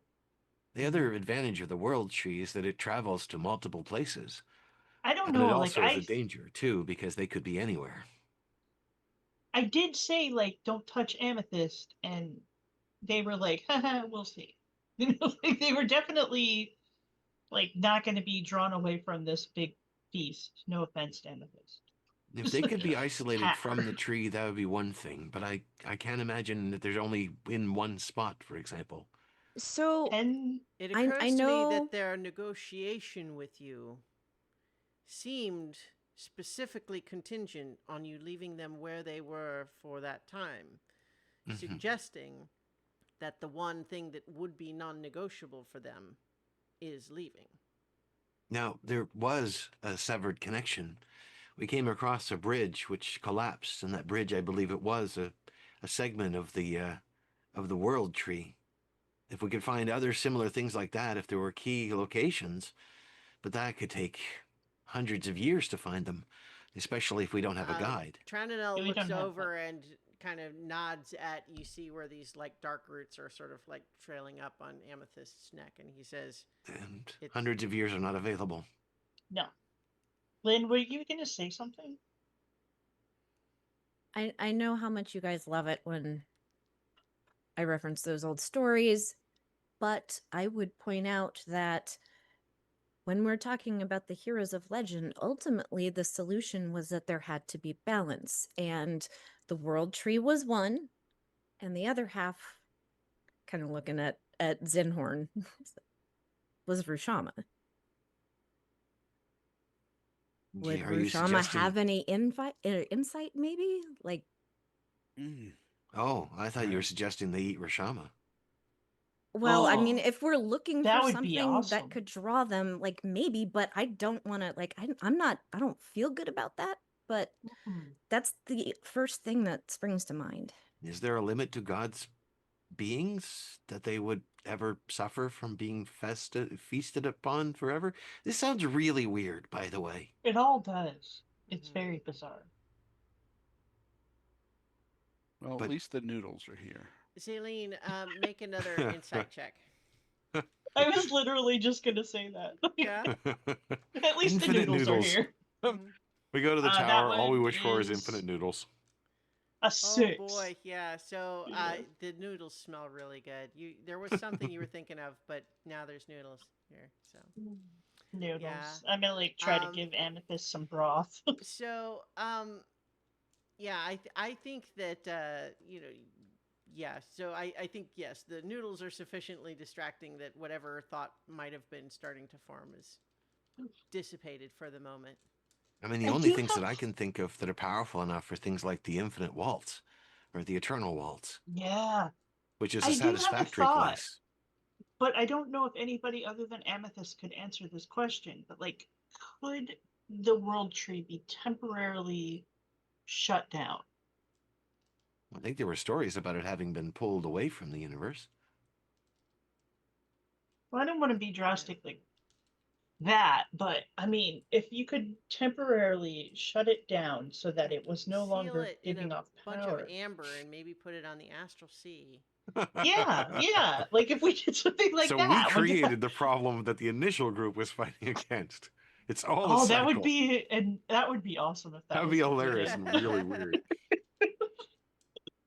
Because we're Yeah. like telling stories about these people The that D&D fixed our Ouroboros. mistake. Yeah, the world only has existed for a few hundred years. It's just this endless cycle. Yeah. Of a few hundred years. Yep. Yeah. So that's where you all decide you're going to rename your party the Inexorables. And anyway, yes. We But turn no, the I pockets don't- inside out. And I'm not saying like we get rid of it or move it or anything like that, but if we could just like stop people from using it for a little while and kind of like turn the lights off just for a couple minutes. I mean, it's kind of a Yeah. living being. Can you turn your life off for a little while? I can, and I do it all the time, Well, like when I okay, take you a can, nap but or, you know. Trendinel says, if you will forgive the sometimes short sighted and overly blunt methods of an old paladin, it strikes me that while they are feeding, you know where they are. You go there Right. and you stop them. I mean, Catch them off guard. do we know where they are? They could be Well, at yeah. any of the pieces of. We know exactly where they are. They didn't leave. Yeah, that was the They're where thing we that was left them. non-negotiable to them. So So we go in and catch them off guard. Well, if they're all in one No. place, I don't know if We we'll sever catch that them off place? guard, but we go in as stealthy as we can in the hopes of catching them off guard. Right. But I think it's going to come down to a stand-up fight. but Sealing them off, like that's an interesting idea. if we cut them off from the source of this energy, much like what Mhm. Zinhorn was talking about, they would still be hungry, perhaps turn on each other. But even if they don't, the hunger would eventually consume them or weaken them to make them much easier to deal with later. When later, though? I Hopefully, mean, after that could everything take else is fixed, hundreds I and guess. hundreds of years. I'm not sure. Who knows how powerful that Siphoner Queen is? It's Mhm. whether they can be separated off or whether they can simply find another way to move. There are magical ways to move between realms beyond what the tree can do. Yeah. Yeah. Well, Okay, so we go there. we go there. We fight. Yeah.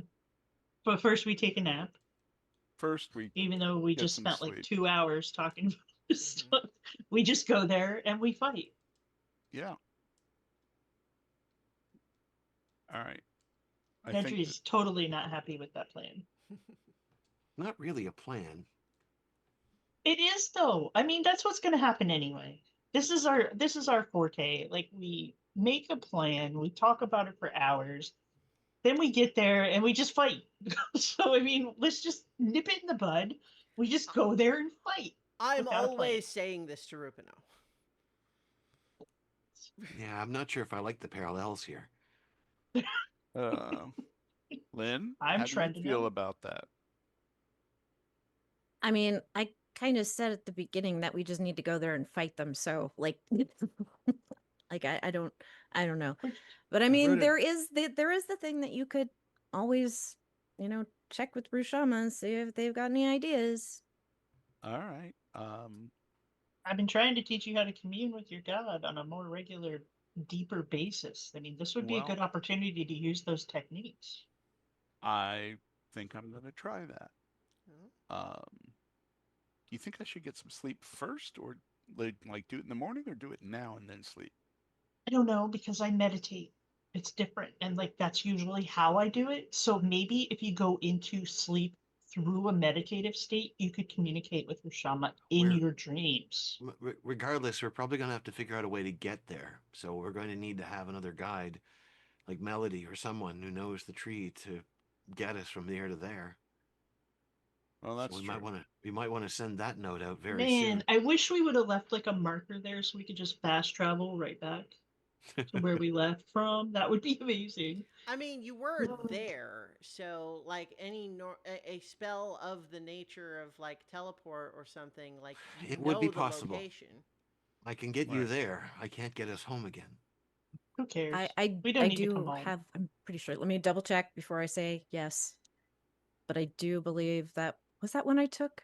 That might have been the one that I got rid of because I I was think like, I'm so. never I going to can- use this. I can So, use the no, tablet to get us I don't have there, it. but Never mind. I'm not sure if I can get us back. I Actually, only I'm not have even sure if the plane shift. tablet can get me there specifically. It's a little limited. Does that count as a different plane? I mean, Like I when have you're let in the you in the roots? so technically being inside the tower is its own demi-plane, and I have let you use that in the past as, plane shift to somewhere on the material plane from the plane of the tower. Although I don't know that you've actually specifically done that No. before, because No, now that we- I think about it, what that would do is leave the tower behind. Yeah. Right. I just picked up plane shift like recently, so I've never used it. What I know that we've means, just used though, the is that gate. if you could get to some other plane, you could use plane shift that way. But the area where the roots are, that still counts as the material plane. Yeah, yeah. So the Okay. location you're trying to get to is on the material plane. Okay. Yeah, I had that for a while, but I didn't have the material components for it. So Yeah, I dropped we it. would need a key anyway. But I mean, I could always ask Sequential to make Well, one. a key to the material plane is easy. Yeah, that's true. I'll just be like, here's some dirt. Yeah. um. The trick would be you have to get onto some other plane to go from, if that's the spell you use. Well, Yeah. again, I can get us to another plane. A limited number of them, but I can get there. But I just have- can you? So you could get us to where we need to go, but you say you can't bring us back. Does that just mean you can't bring us back that day? The capacity is once per day. Okay, so we're gonna do a big fight. Probably be super exhausted after that. Hopefully we survive, and we just take a nap there until the next day. We just set up camp Yeah. and come back the next day. I would like more diamonds before we go and do a big fight. For what? In case somebody dies, I can bring them back. Oh, I thought you still had diamonds. I have 2. I think I have 3. Oh, actually, I have not used any. yeah, I have. Oh wait, I did use one that one time. I made dust out of it or something. I don't remember what though. Yeah, I have 2 diamonds. I have 2, Yeah. but they're only for revivify. I don't have any like of the higher level ones. Okay. But I have, we are definitely going to do a hero's feast before we go and do this. yes. Also, I have access to a new spell which looks really cool that I might try. You have to have one of the cups for a hero's feast. Do you have? I have spare one? 4 left. You have. I 4 bought of- 5. You bought. When did that Yeah. happen? I don't know. You It was bought- when we went to that where the heck was it? It was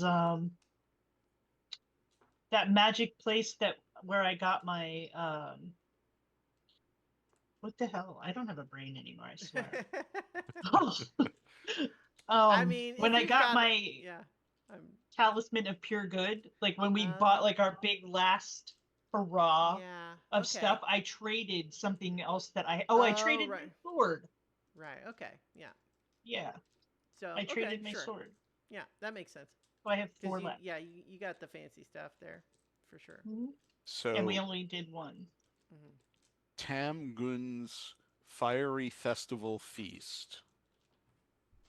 They wouldn't stack. But this does different things. You sanctify a meal in an elegant show of thrown spices and twirling dance. Those who partake in the meal are granted the curry blessings of the festival spirit Tam Gun. The feast takes an hour to consume, and the beneficial effects don't set in until an hour is over.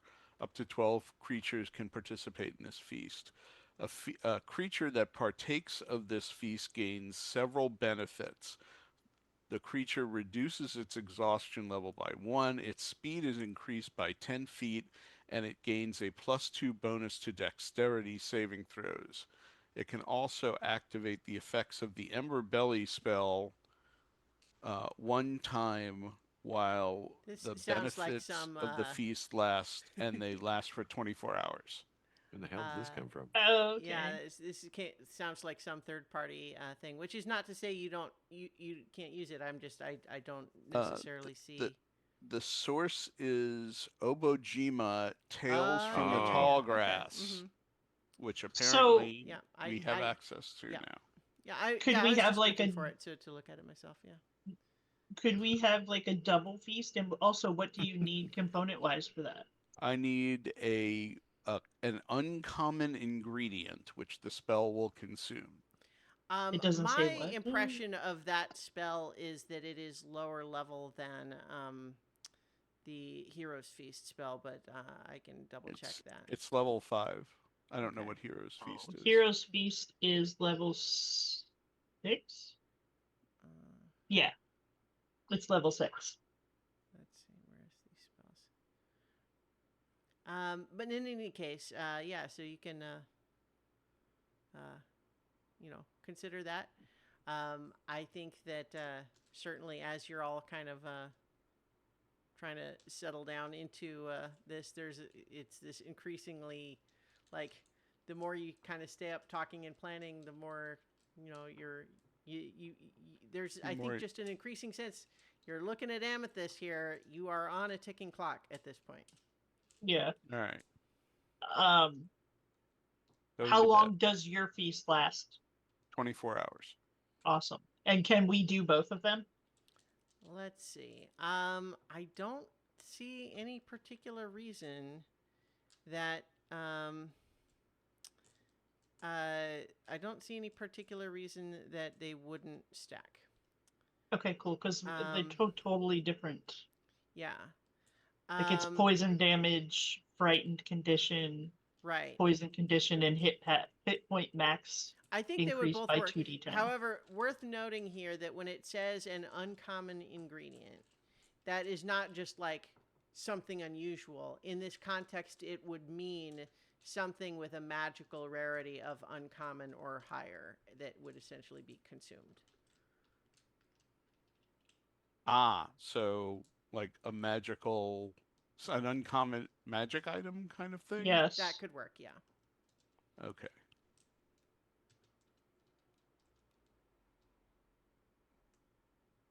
Mm-hmm. So I will take my 10 minutes and prepare this Hero's Feast. Are we going to leave like in the morning then? I think it makes sense to me that even if we're stacking the effects, you're not literally going to eat 2 feasts, one right after the other. Right. Well, I would just meant like we could lay them all out together at the same time. Well, you could just pick and choose different that, food. I suppose. I need a rest. I'm just saying. Actually, like, you know what? Tamgon's Fiery Festival Feast does not create the feast. You sanctify a meal in an extravagant show of thrown spices and twirling dance. Those that partake in the meal. I will say that like that is a spell that you could cast on the Hero's Feast meal. Ooh, perfect. Do you have an uncommon magical item to sacrifice? I have a greater healing potion, which is uncommon. I also have a dagger of blind sight. My character sheet says I have dark vision now, so I don't need. It seems like I don't need the dagger of blind sight anymore, and that's a rare item. Is it because you are carrying it that it? No, because that'd be blind sight. I think is it just that the 2024 Dragonborn has dark vision? Possibly. I noticed that earlier, and I don't know where it came from. Let me pull up my earlier version of Zenhorn and see. I would check the player's handbook. The 2024 Dragonborn does have dark vision. Okay. So yeah, I mean, like, unless somebody else needs the dagger of blind sight, we could sacrifice that. I mean, to get rid of the potion. Okay. You're a cleric, so. Yeah, that's my last We're resort. We're practically gods. Mm-hmm. Well, it's also true that blind sight is like I don't know if you might have to be attuned to that anyway. So like carrying it around doesn't necessarily help. But it's also kind of overkill. Like the spell doesn't need something quite that powerful. Yeah. Right.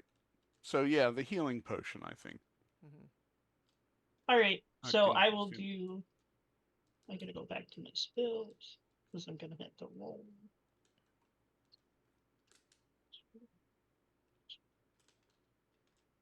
Jesus. Okay, so I'm casting that, and everybody's hit point max increases by 14.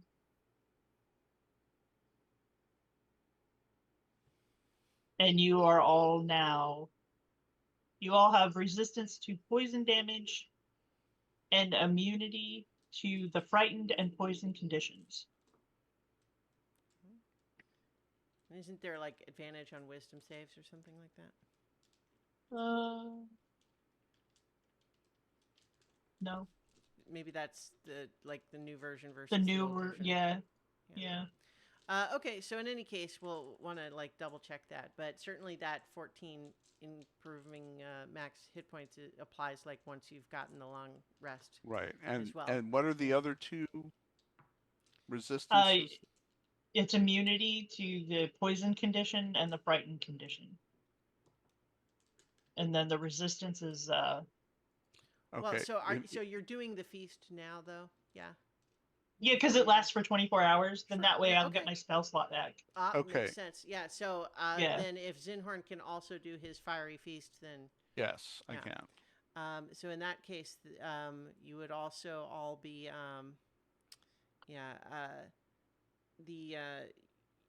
none of you have an exhaustion level right now. Although perhaps if you could encourage Amethyst to eat a little, she might be buoyed by that a little bit. That would be But your a good speed idea. will increase by 10 feet, and you have a +2 bonus to dexterity saving throws.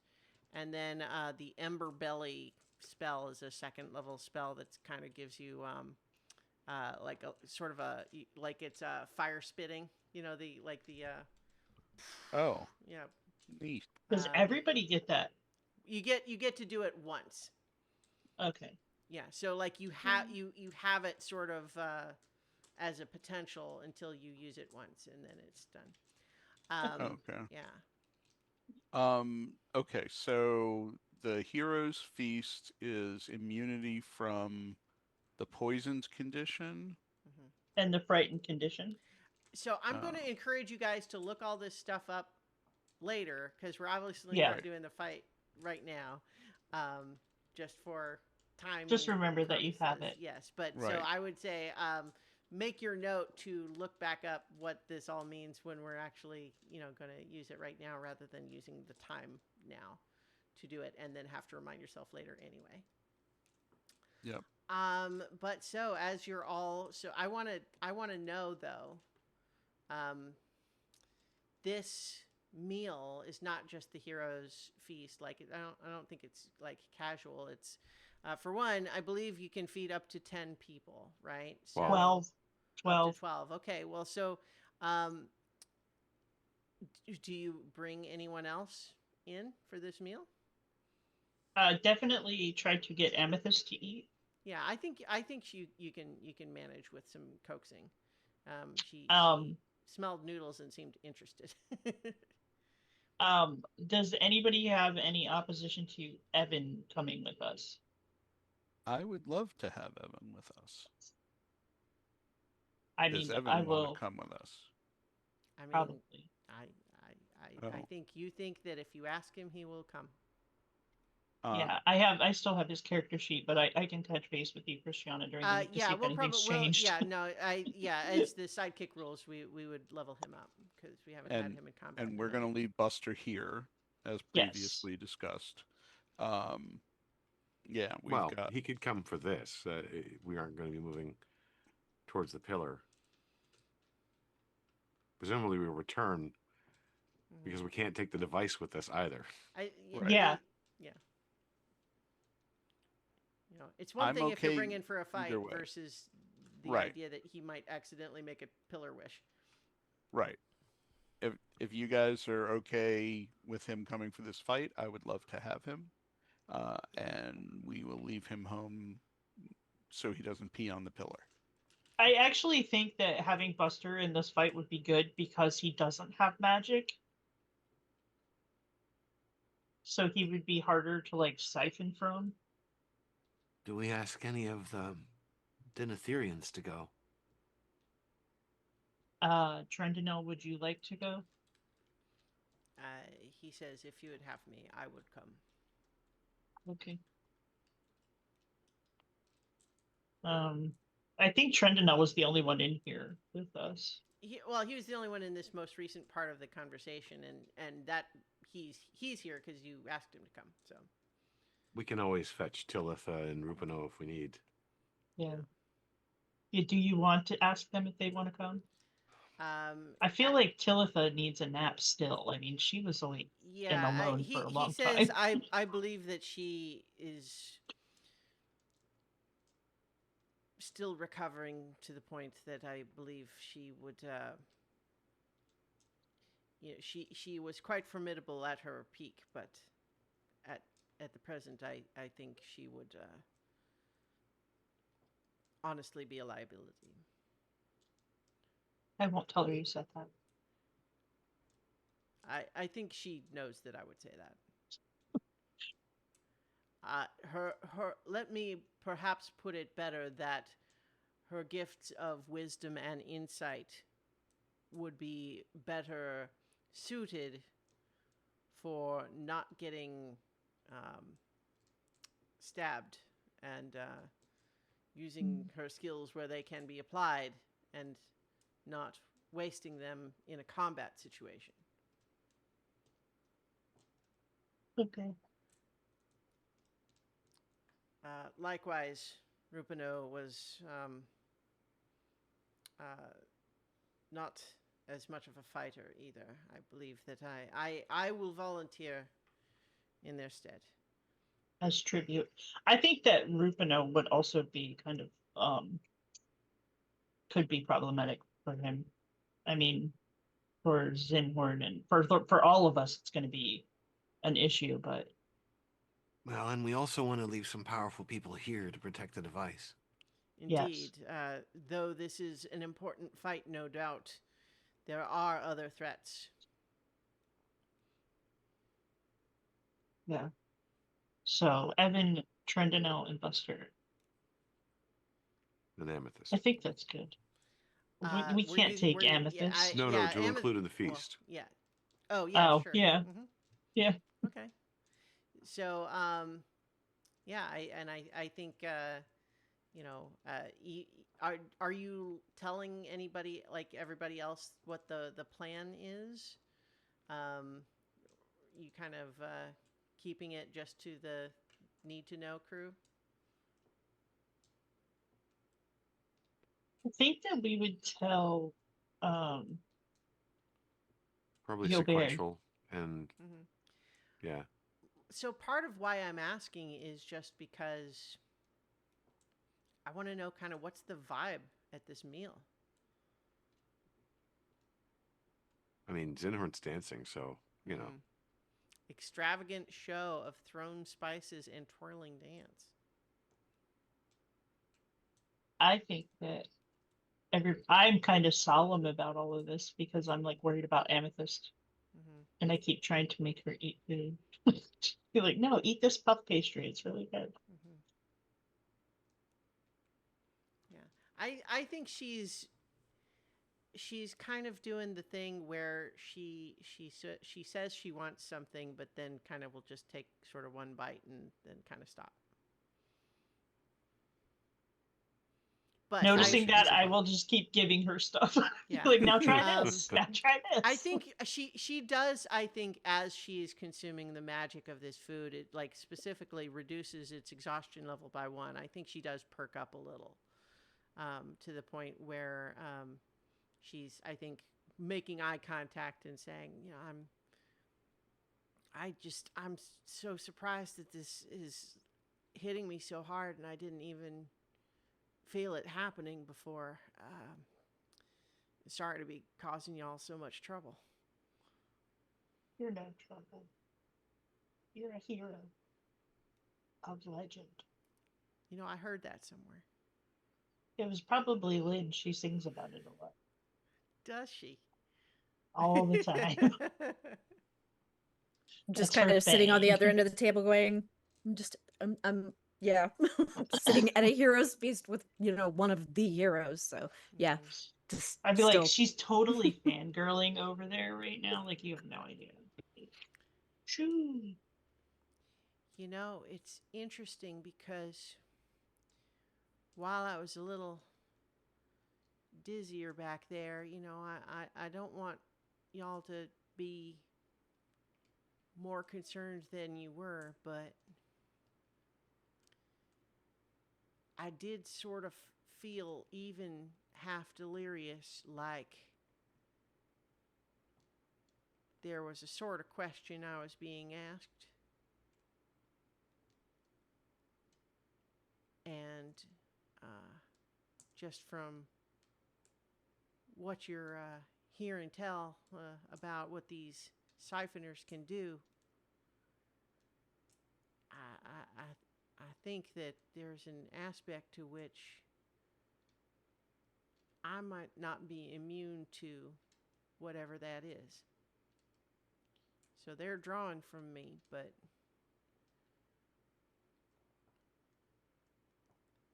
I see as they're doing it, I can sort of feel how there's an element to which I could save myself by drawing from something else. But Don't do it. I you know what? I'm glad you said that. You know what? I was thinking about it. No, of course I'm not going to do it. I just wanted I you did to. do it. I'm just saying. Well, Don't do it. Then you know. I do. All right. Don't Well, do then it. we're agreed then. Don't do it. Nobody do it. Nobody in this room give in to that temptation, All right. including me. Especially me. I was only bringing it up because it sort of, I could, like, that was the first hint, other than feeling like this, that I had that there was even something happening. Somehow I'm kind of all numb down there. And it must be what they're doing.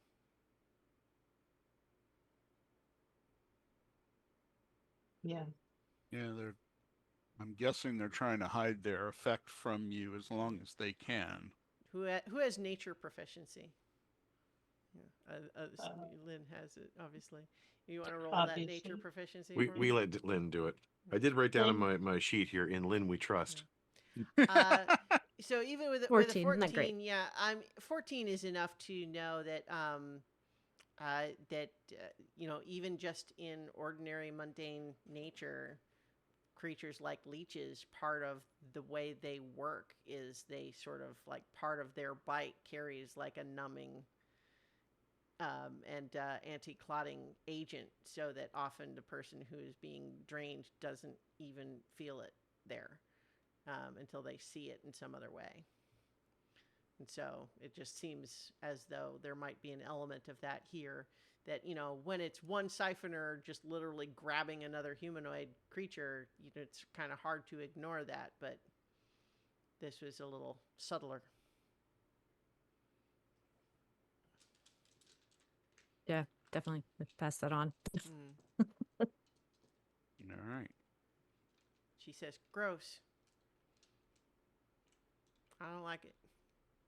Super gross. Super duper gross. Really super gross. All right, well, if I promise not to give in before you get back, I'd really appreciate you all getting these things off of me. Okay. Mm-hmm. I But heard of something called, I think, aphids that like gnaw on plants, and there's a way to like get in there and pick them off. So you can just like spray bottle them, can't you? yeah, With like soapy water. Just go think down and of clean us as a house. spray bottle of soapy water. We're gonna go clean your roots and polish them up real nice. I think you're confusing insects with dentists. Am I? I So don't know. I'm I going really to avoided dental suggest that school. we sort of fade out on this conversation and everyone's getting ready for bed here. I'm pressing kind of only because we're getting late in our Yeah. session. But as everyone is getting ready to go to bed, I kind of want to know what's everyone's sort of bedtime preparation. What are you thinking about as you do it?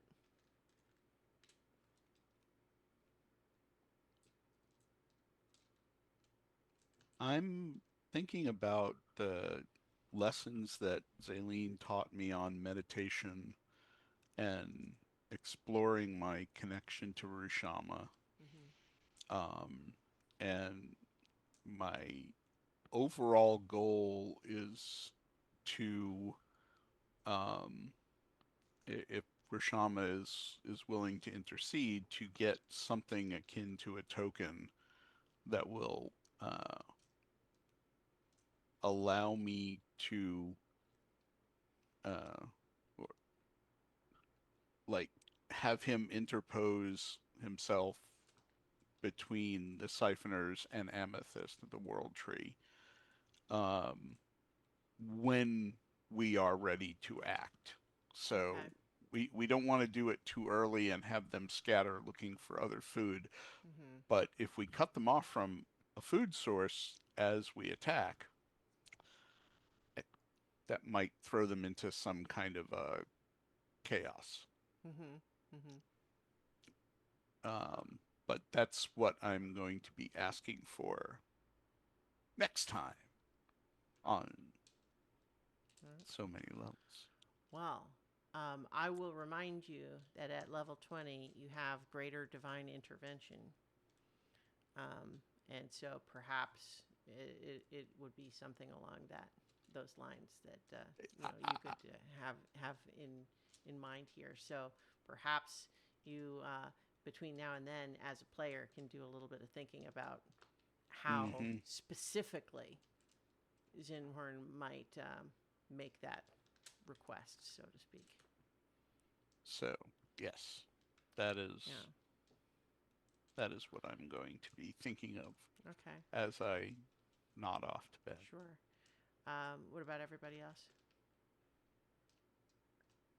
Um, I think Lynn would still be wrestling with the same question that they kind of have been since learning about this pillar. Mm-hmm. Like, if you could wish for anything, like, granted, she has the wish spell, Mm-hmm. but if you could wish for anything and have the power to do anything, like, how would you solve this problem?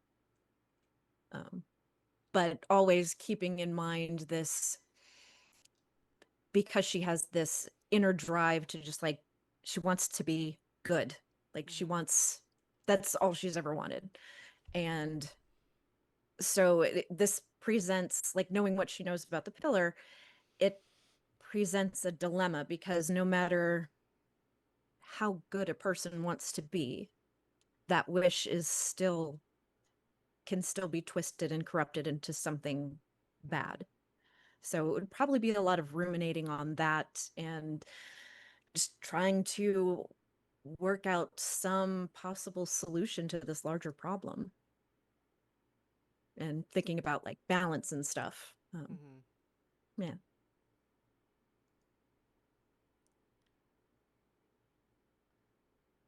Okay. I am ruminating on my conversation with Talitha and just trying to really feel for an answer, and whether or not it's possible that she's like stepping aside as like Talitha Mm-hmm. suggested. So I'm kind of going into meditation with those thoughts. Okay.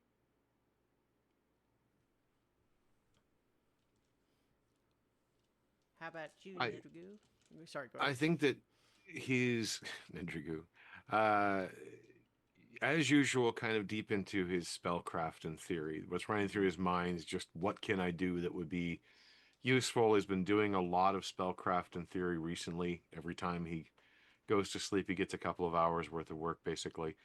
Um, and I'm going to request that I will have a new spell. I haven't figured out exactly which spell it's going to be at the moment, Okay. but I think it's going to be like a 5th or 6th level spell, which would be the culmination of many, many weeks of spell research. But in the back of his mind, he's kind of curious about the Siphoners. Mm-hmm. How did they start? Who is the queen? How does she know what she knows? Mm-hmm. And he's going to turn that question over and over again. And he will be consulting with the adversary as well. They'll try to pick his brain on all Okay. of this silently to himself. Mm-hmm. Occasionally, his handwriting probably changes slightly as he lets it be directed by another mind. Mm-hmm. So his book looks a little bit chaotic. But there's a warm feeling, though. I think probably this combination of feasts is reminding him a little bit of celebration times back at home many, many years ago. Something he hasn't experienced for about 6 years, about a third of his life. And looking around at his newfound family, and kind of getting distracted by that every once in a while, and kind of forcing himself back to work again, but also smiling, Mm-hmm. even though all of this is impending doom. So, as everyone is kind of drifting off, there are dreams. Zinhorn, tell me how it feels for Zinhorn to be trying this kind of more direct communication, this meditation, this prayer, in a way that has not really been typical of your service of Rishama. You've always been much more of a serve by actions sort of cleric. You know, you go out and you do what you believe is right according to the teachings you've received, and you generally have not asked for much in the way of direct communication. And it seemed like that was working just fine. But now that you are seeking that, and as you kind of focus on that as you drift off to sleep, like how, so even aside from this idea that you're trying to do that, how does it feel trying to do that? Does it feel awkward, like this is unfamiliar, or does it feel like something that you sort of slip into, like you had always been doing it? How do you feel?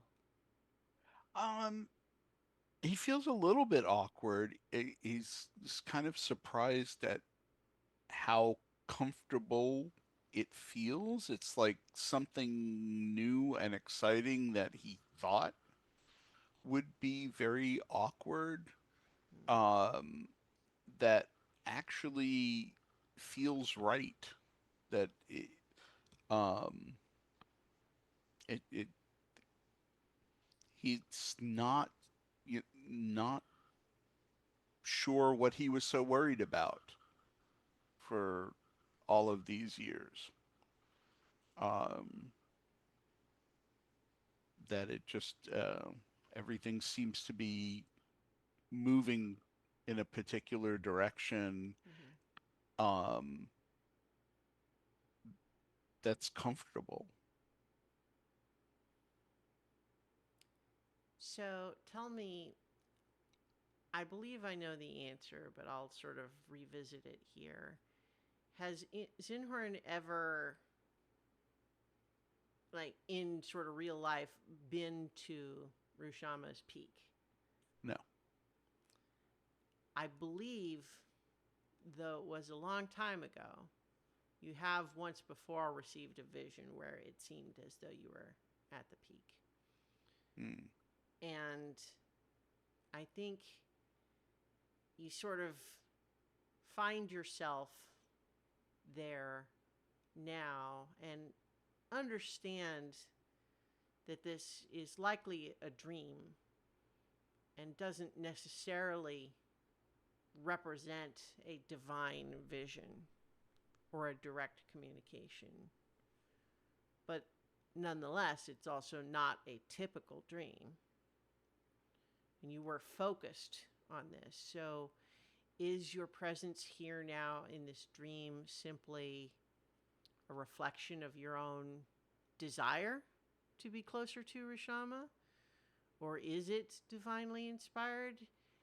You're not really sure, but here at this place where you are at the highest point of anything that you can see, you know, the rest of those mountains lay beneath you like, you know, the sort of rumpled folds of a blanket. The air is cold and crisp. And it feels, I think, like it doesn't matter which. You feel in that place like whether or not this is something that you brought on yourself through your desire, or whether it's some sort of a direct communication, is incidental because the effect for you will be the same. You know that it's okay for it to be either. But while you are there, there is a degree of peace that you feel at this point where you realize you can see everything figuratively, in the sense that the entire world lays out below you. But you also recognize that there's a degree of peace, partly because it's all far away. You know, it's easy for things to look peaceful from far away. But it is the mountain that you are standing atop that creates that height, that distance, that peace. And you know that where you are now, feeling this peace, this calm, it doesn't change what's happening out there. But by standing there, by standing with Rushama, it doesn't change the world, but it changes you and how you feel about it and what you know is right and what you can do and what you will do. And you understand that the rest of the world's problems are still there and they will need to be dealt with, but that you have the power to feel this peace and this calm when you stand with Rishama.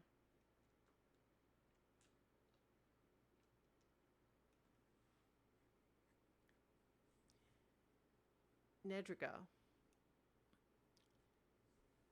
you are talking with Percival, I think, in your ring. And I think that you've kind of allowed yourself to get so physically tired that there's a degree to which you kind of start to have a little bit of a blurry line between are you still awake and really having this conversation versus are you dreaming and having this conversation with yourself. You did earlier have that sort of strange intrusive thought that felt less like Percival really saying something to you and more like you just knowing what he would have said. But then maybe that also starts to make you wonder what that means. Is it just that you now understand him well enough to make that prediction? But also, still, that doesn't necessarily mean that the thought would just spring to you. You know, there must have been some reason that your brain surfaced that for you. And I think that there might even be just a moment of,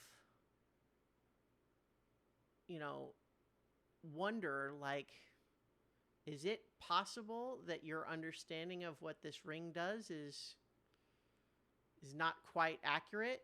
Is it possible that somehow you're not actually talking to a soul stored in the ring, but that somehow he has access to you in some other way? What does that mean?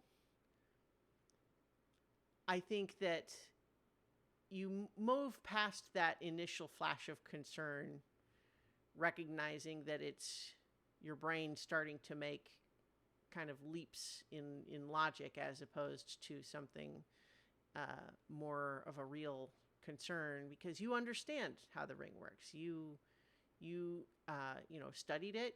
You know what the ring does and how it functions, and you were there when it all went down. There's no reason to believe that it would be anything other than that. But nonetheless, he is here with you. You can talk to him. And you do feel like you understand him increasingly. Because ultimately, although he was sort of very traumatized and very hostile and aggressive often in his approach to things,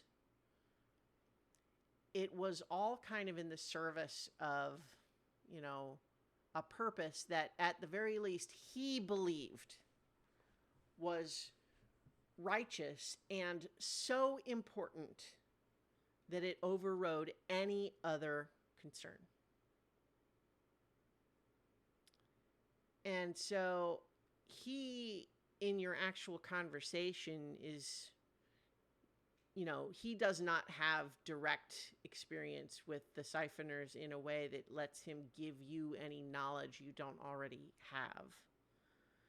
And to some extent, the things he's saying to you, when you talk about it, you kind of realize are ideas that were kind of already in your head. And once again, you have that slight sort of weird blurring of ego boundaries of, like, how much is him and how much is you at this point. But what I think helps you to remember the answer to that question, I think, is this idea of, is there anything in the world that you would say is more important than any other consideration as a blanket statement?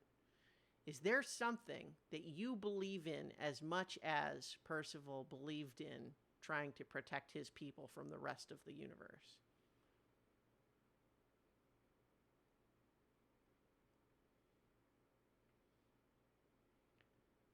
Is that a rhetorical question, or is that I'm a asking. genuine?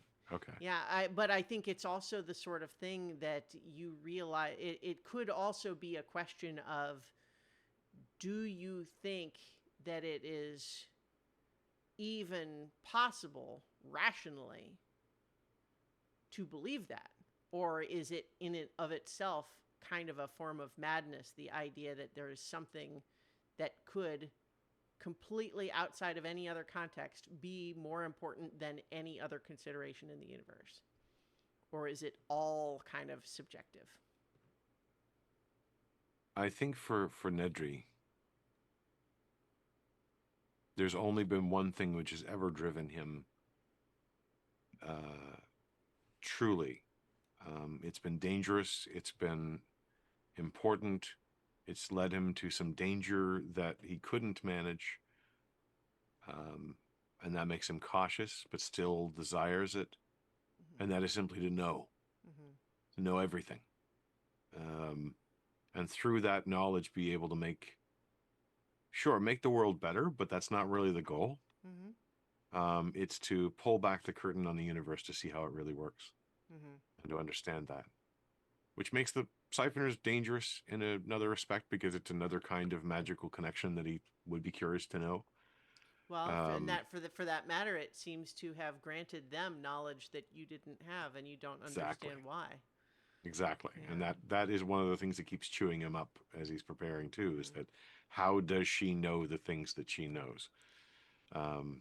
And it could be a mundane answer. It really Right. could be, but But I think what it kind of comes down to still, though, is even as you recognize how much of a drive this desire to know has been for you, is that a drive that you would sacrifice anything? Or not to phrase it that way. Is that a drive for which there is no sacrifice too great to achieve it? and he's realized that there is an answer to that. He would have said nothing. Nothing was off the limit at one point. Um, but he in a way actually had that opportunity going to the Eternal Waltz. He could have known everything. That could have been what his epiphany was there, but it was empty. It was hollow. Um, and again, the sort of found family makes him like people more. He left home because he didn't fit there. Even though he loved his Mm-hmm. parents and his family, he didn't fit there. He ended up working as an apprentice because he thought he could learn. That was all that was driving him. But there was no care, there was no love, there was no interest. He was just another one of the students, and one of the ones that kept telling that he asked too many questions. um, but now he's found something that he'd rather like to keep. And that's the grounding that keeps him safer now. Mm-hmm. And I think in understanding this first as something that helps you to really draw a line between you and Percival, something that is different between the two of you, you recognize that it is also an aspect of what you believe is happening that the siphoners in a dovetailing of their own magical hunger and their own intellectual desire for power, that they kind of amount to the same thing, that except that they have tricked themselves into what you recognize in being willing to say that this desire to know everything isn't worth giving up some things that you have. But you also, by making that decision, it helps you also to recognize that the idea of knowing everything, sure, you could know lots of things. Maybe you could know lots of things that you don't know now. But the cosmos is so big, it really kind of doesn't mean anything to know everything. That would, in and of itself, suggest putting a limit on a universe that you suspect does not have limits. So it's one thing to want to know lots of things, or to know a specific thing that you don't know. But the idea of saying that your goal is to know everything is to assign yourself something that is impossible to ever actually obtain. And you suspect that the siphoners have found themselves in a bit of that sort of trap too, where they want to achieve something, but that goal is something that will help them to get more power. And then in order to obtain that, they need more power, and it's to get more power. And then as soon as they have achieved that, they have a greater need for more power, so they start looking for another thing that will just feed this endless cycle. They don't want anything tangible. They only want to be able to have enough power. They want all the power. But it is just, in and of itself, it's like saying you want all the money if you're not even aware of wanting to do anything with the money except use it to get more money. And so they would probably tell you that's foolish, you think, to think about it that way. Because if you have the power, you can use it for whatever you want. But it seems like all they use it for is to try to get more. And they don't seem to have any other actual goal. Every step they take is an attempt to gain more power so that they can get more power, so that they can get more power. And you realize how empty a pursuit that is ultimately. And so I think that in that, you recognize in them that while they may gain powerful abilities that let them do lots of things, they may gain knowledge, there is no satisfaction even in obtaining those things, because it is always only a stepping stone to something else with no actual finish line. And that's very, I'm kind of repeating myself. It's kind of a hollow existence ultimately. However, there's no question that is, I'm trying to decide whether to break the meta here by quoting Citizen Kane. There's a line, I think, that there's a famous character in a play you saw somewhere that said about money, there's no secret to making a lot of money if all you want is to make a lot of money. And so you recognize that their methods of learning what they learn are not useful to anyone else, because it is for them only stepping stone. But that said, they have a perspective that you don't. And you realize the Somnic filter, cautious machine, is designed to apparently help you to see the pillar from another perspective, and to recognize that for the Siphoners, what seems to them to be an entirely rational and well thought out plan designed to get them what they want, from your perspective, you realize they're running on a treadmill. And they might keep running faster and faster and faster, but they're still not actually getting anywhere meaningful. And so, even though they know things, I think you just sort of have to you recognize that they are a poisoned tree, and fruit from the poisoned tree.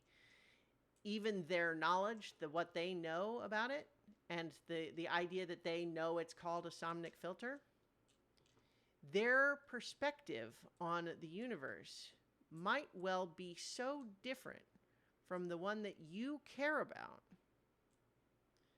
that what they could try to tell you would not be useful to you, because it is just so different from how you would see the same information. Even if they weren't lying, their answers would not be useful to you, because their perspective is too different.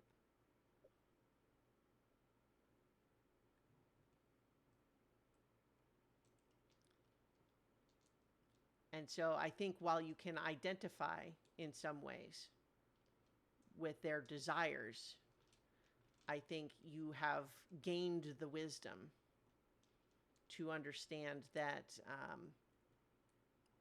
they cannot see outside the box they have created for themselves.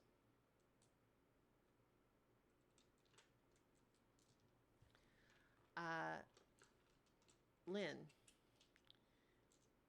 you, I think, in thinking about like wishes and what does it mean? Like, what do you wish for? How could you get past the idea that like wishes are so tricky in and of themselves, and then there's the pillar, which seems how just almost with a will to make these wishes turn out bad. And I think you maybe would not have expected this, but I think you find yourself in Siona's cabin, where you kind of got your initial bard training, and you find yourself kind of explaining some of this sort of like questioning to her while she's just sort of listening to you ask these questions. And she asks, are you trying to find a loophole through the ways that wishes are hard? Or are you just interested in the way the universe approaches immovable objects and unstoppable forces?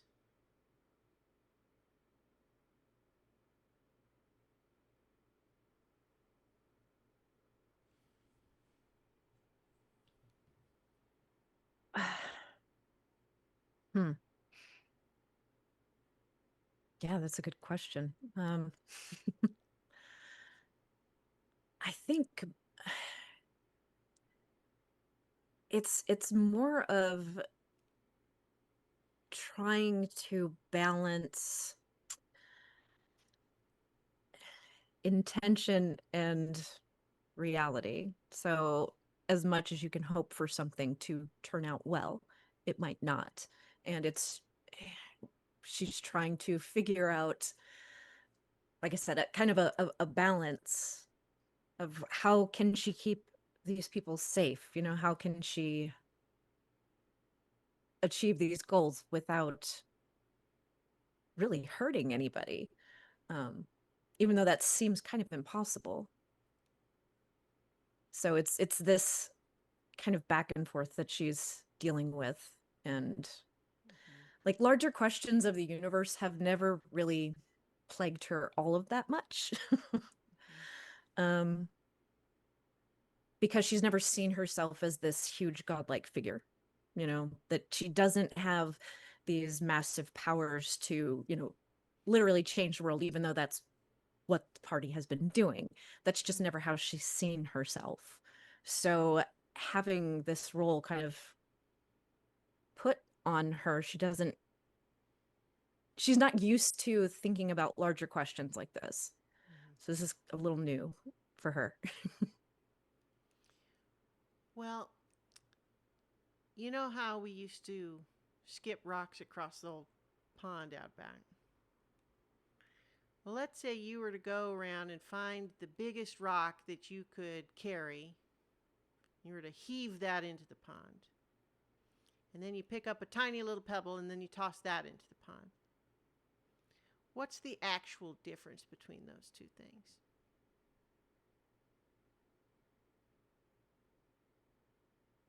Well, you're putting a the larger rock is going to have more of an effect. I mean, it could even, you know, crush any fish or plants, anything that's living in there. Mm-hmm. And the pebble is not going to make too much of a difference. It'll send some ripples out, but ultimately things just kind of settle back to the way they were. Mm-hmm. But in neither case are you really actually in control of what happens after you let go of the rock.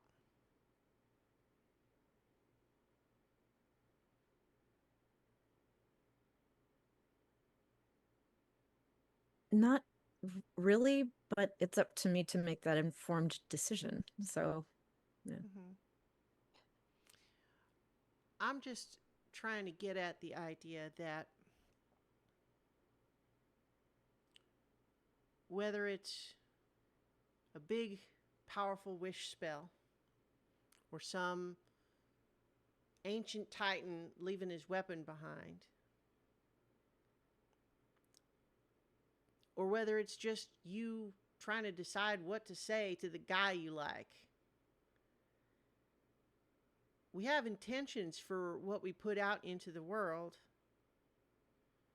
and we can try to make the best decision we can, but then you kind of have to let the world do what it's going to do. You know, you do your part, and then you can't control what happens after that. And you try to do your best to, you know, do what you think is right, that's going to produce the outcome that you're looking for. But if it doesn't turn out the way you expected, that doesn't mean that your decision was wrong. It doesn't mean that the universe is bad for not reacting the way you expected. You've got to just decide, based on what happens, what you're going to do next.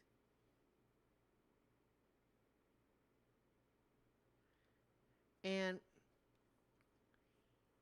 you know, there's a story that I never quite told this way before.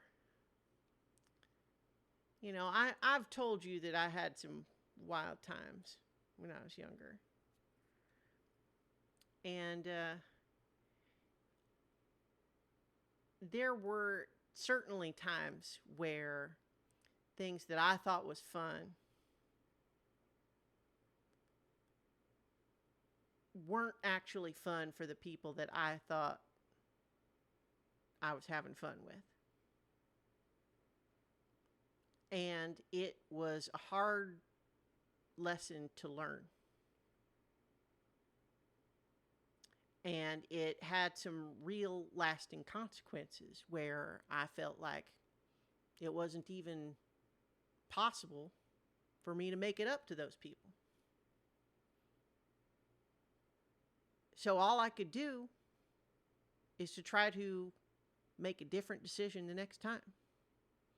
And even if it's too late for me to do a lot different with my life, you know, maybe I can help someone else be the person who would make the decisions that I didn't make.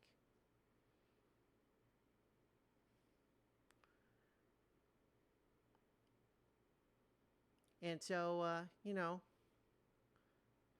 when you told me about, you know, what you can do and how you feel like you don't want to be the shape changer that everybody's scared of because they're going to trick you and do something wrong. You want to be the person who goes out into the world and makes it better. Now, just because I've been trying to help you to feel that that's something you can do doesn't mean I have control over you or what you're going to go do. All I can do is just try a different thing and hope for a better result. And then that's all you can do too.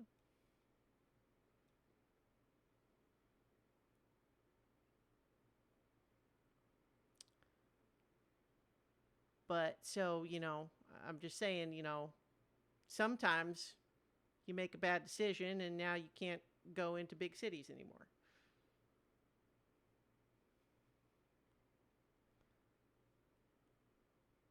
Are you picking up Is what that I'm why you putting never down came here? to visit in Bashan?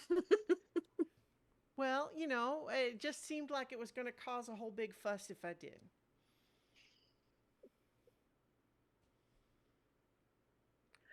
Now, am I being too subtle for you here, or are you kind of starting to get what I'm laying down here? I think I understand kind of what you mean. I need to let go of trying to control everything and just do the best that I can with what I have in the moment. Yeah, yeah, you know, and sometimes what that means is that you know, even if it comes to like you have the ability to cast a wish, you know, and you do the best you can to make the wish that you think will get you what you want. But that part of that decision might also be knowing that some kinds of wishes are not likely to get you what you want, and to factor that into your decision. But also, once you make that decision, things are going to go the way they go. And you can't get so hung up on things not going the way you expect that it prevents you from thinking clearly about what you do next.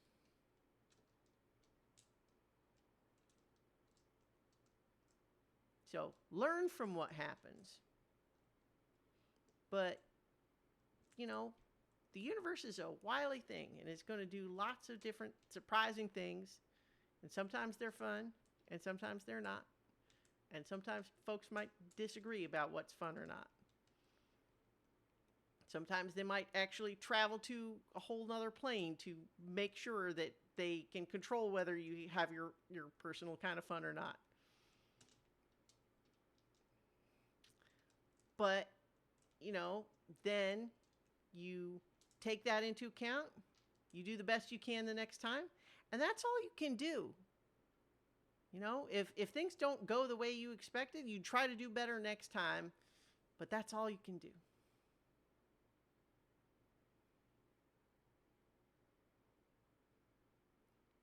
But yeah, you know, if you do ever meet any of the heroes of legend, you know, tell them I said hi.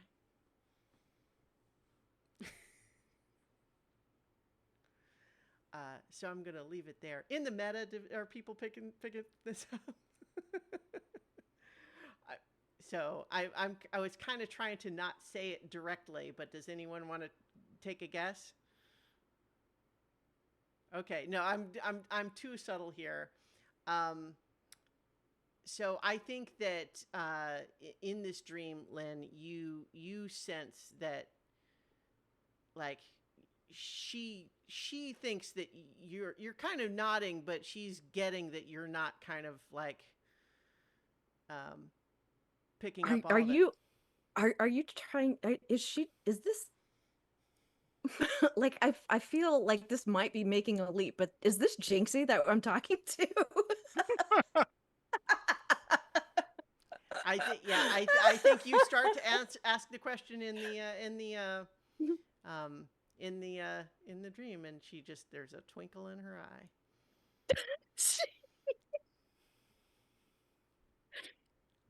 Oh, that's great. I love that so much. So, Zaleen, um, your dream here is your trance is not quite so folksy.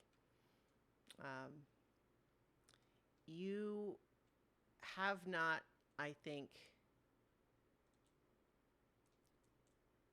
really ever been, or, you know, at least as far as you know, you have never physically been at the Mistress of the Dark's seat of power. You're not really even sure it's literally a physical place, or whether it's kind of just figurative in your vision here. But it is though you are now in an enormous, dark, Gothic throne room. And on the throne before you is the Mistress of the Dark. But she is a shadow of herself. You know, to there is darkness with a capital D. And then there is the figure you see before you, which still carries the enigmatic authority that you would expect. But the power has waned. And she looks to you and says,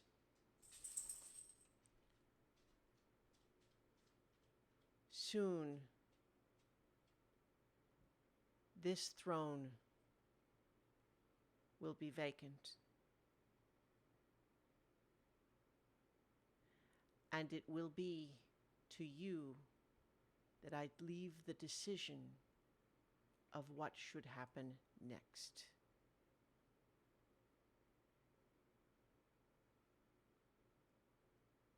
The choice, and even what choices you have in that regard, are for you to decide. But be warned, there is another seeking to claim it, and you will have to fight her for it.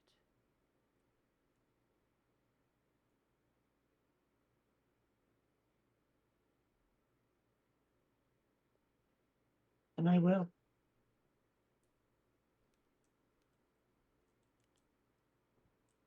Your course is already set.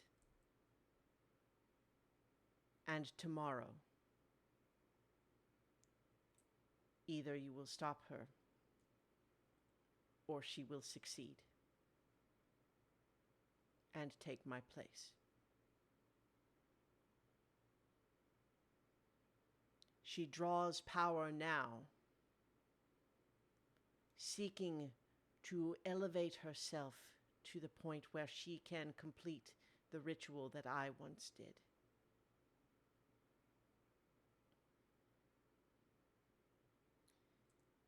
This is what she seeks now, and she will have it unless she is stopped. But once this seat is vacant, the choice is yours.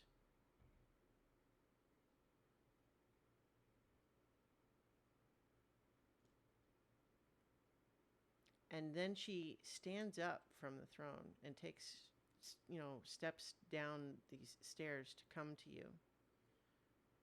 And she places one hand on the side of your arm and says, "You have served me well. And I know that you know the importance of this place.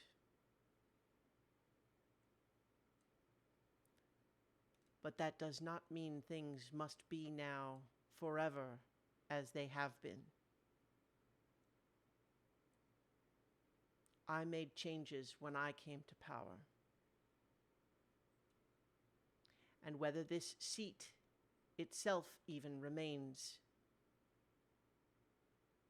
whether it is filled by another, or whether you succeed me as I succeeded the one before me, is your choice. But be aware,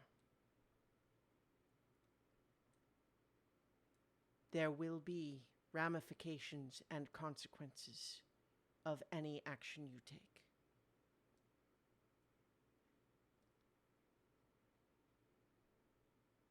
But you are ready. It is time."